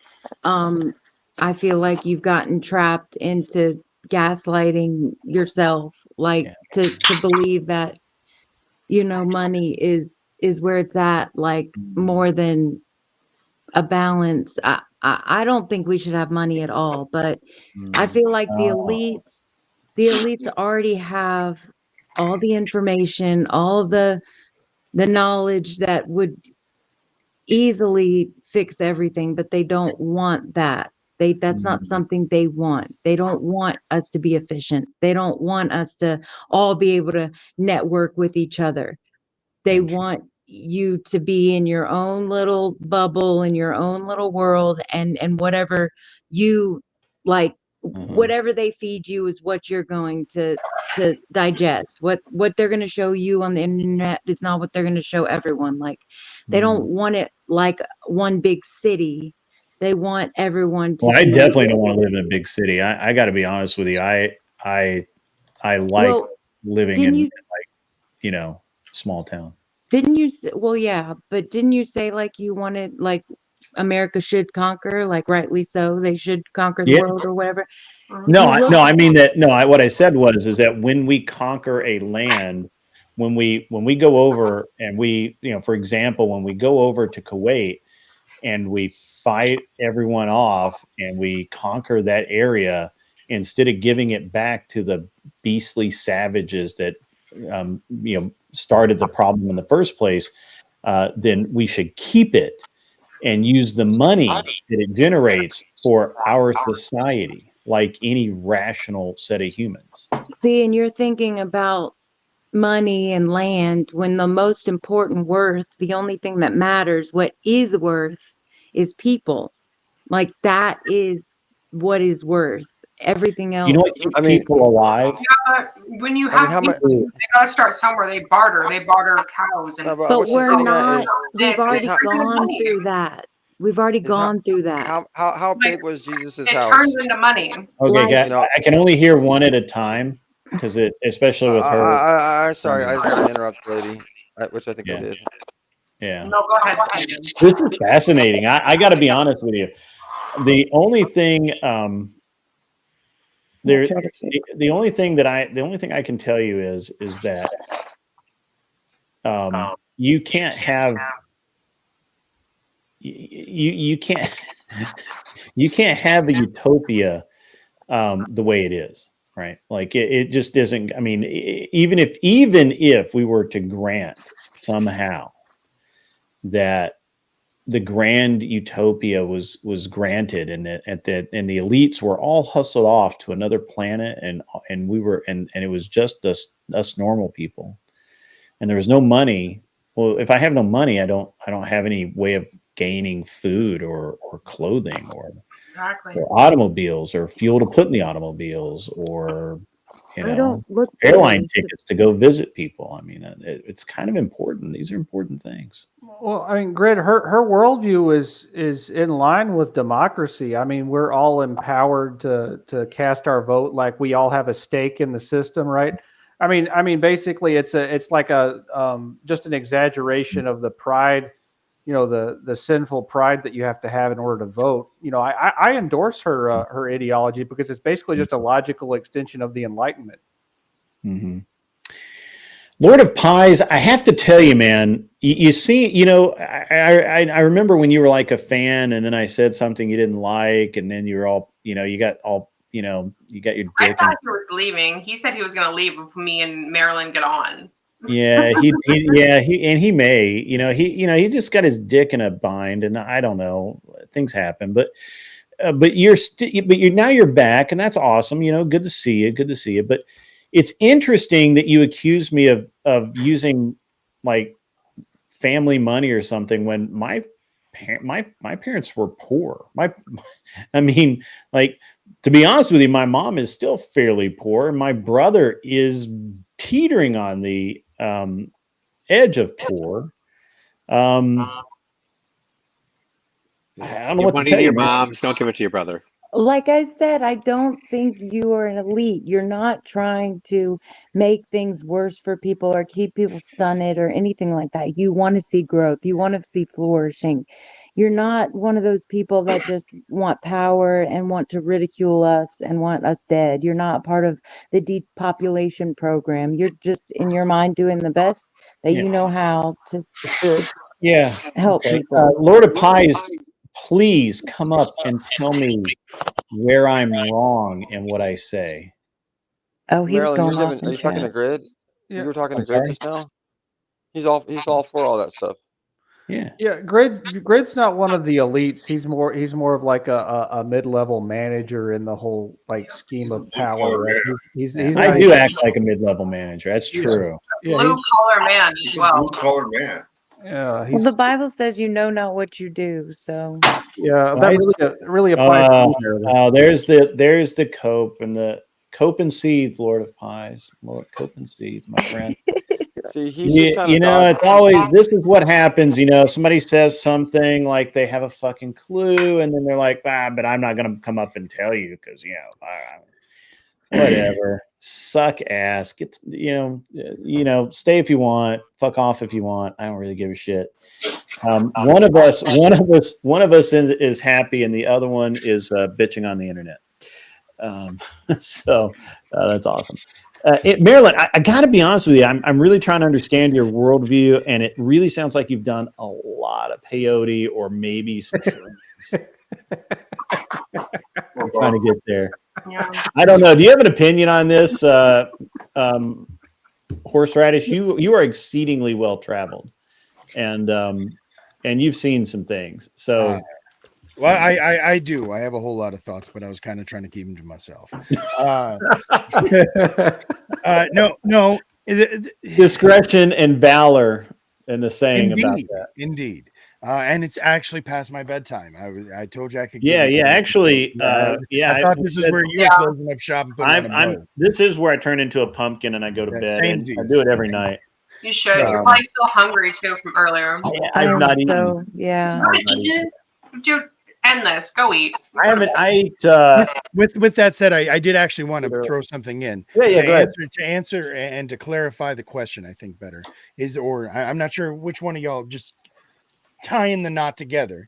There's a difference between an elite and an elitist, right? So as an elite, you are the person who has. As an elitist, you are the person who wants. And so again, there are some people who are okay with the existence of elites because they themselves envy that lifestyle. And then there are some people who believe that nobody should be an elite because we should all share in an equal lifestyle, or at least something relatively close to an equal lifestyle.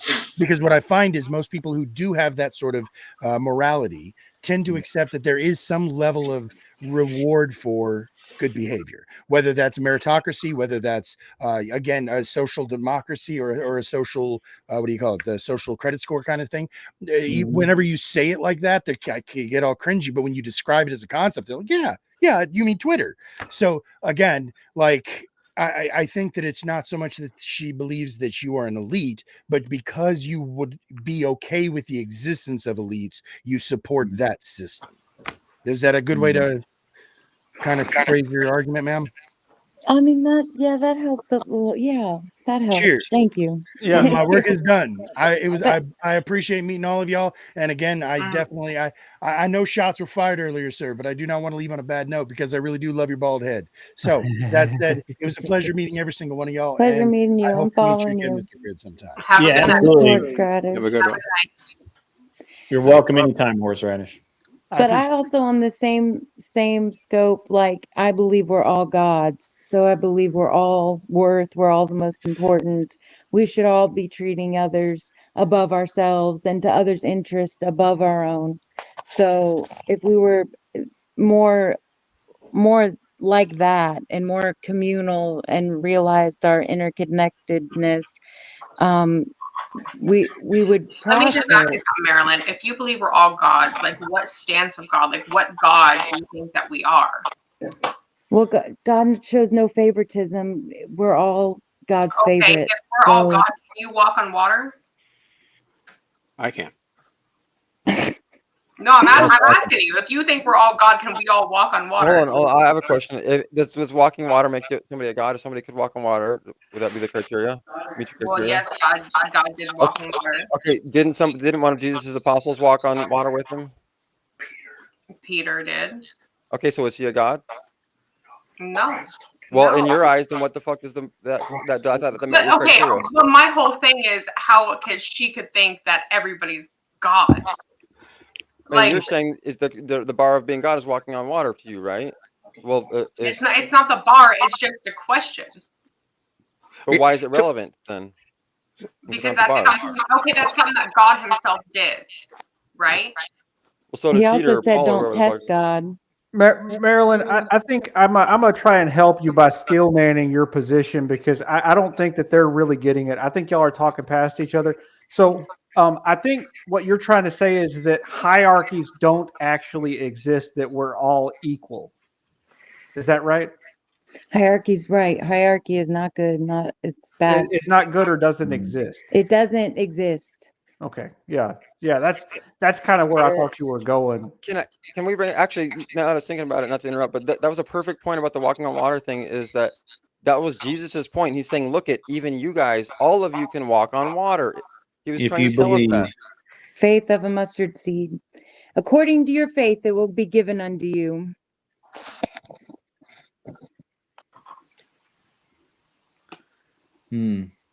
Yep. Okay. So a couple of things.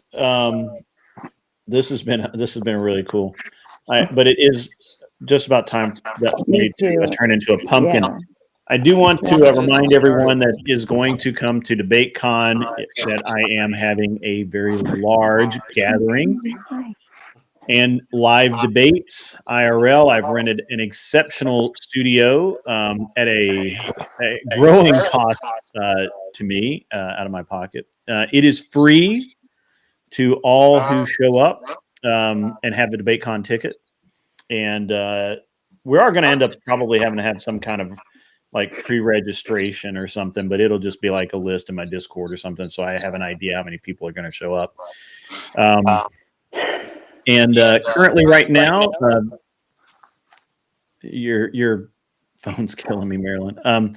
Currently, right now, the total is it's getting higher. I just paid the $4,000 studio rental. I did that, and now we've got the security. We have obviously we have armed security, and I have I'll get the quotes from the caterer this week. So it's going to be cool, but it's going to cost. And I hope you guys really enjoy it. I hope if you are coming to DebateCon, or if you think you're going to come to DebateCon, you make an effort to come by. It's on the Friday before. It starts at 10 a.m., ends at midnight. And it's going to be rad. So when at the end of the day,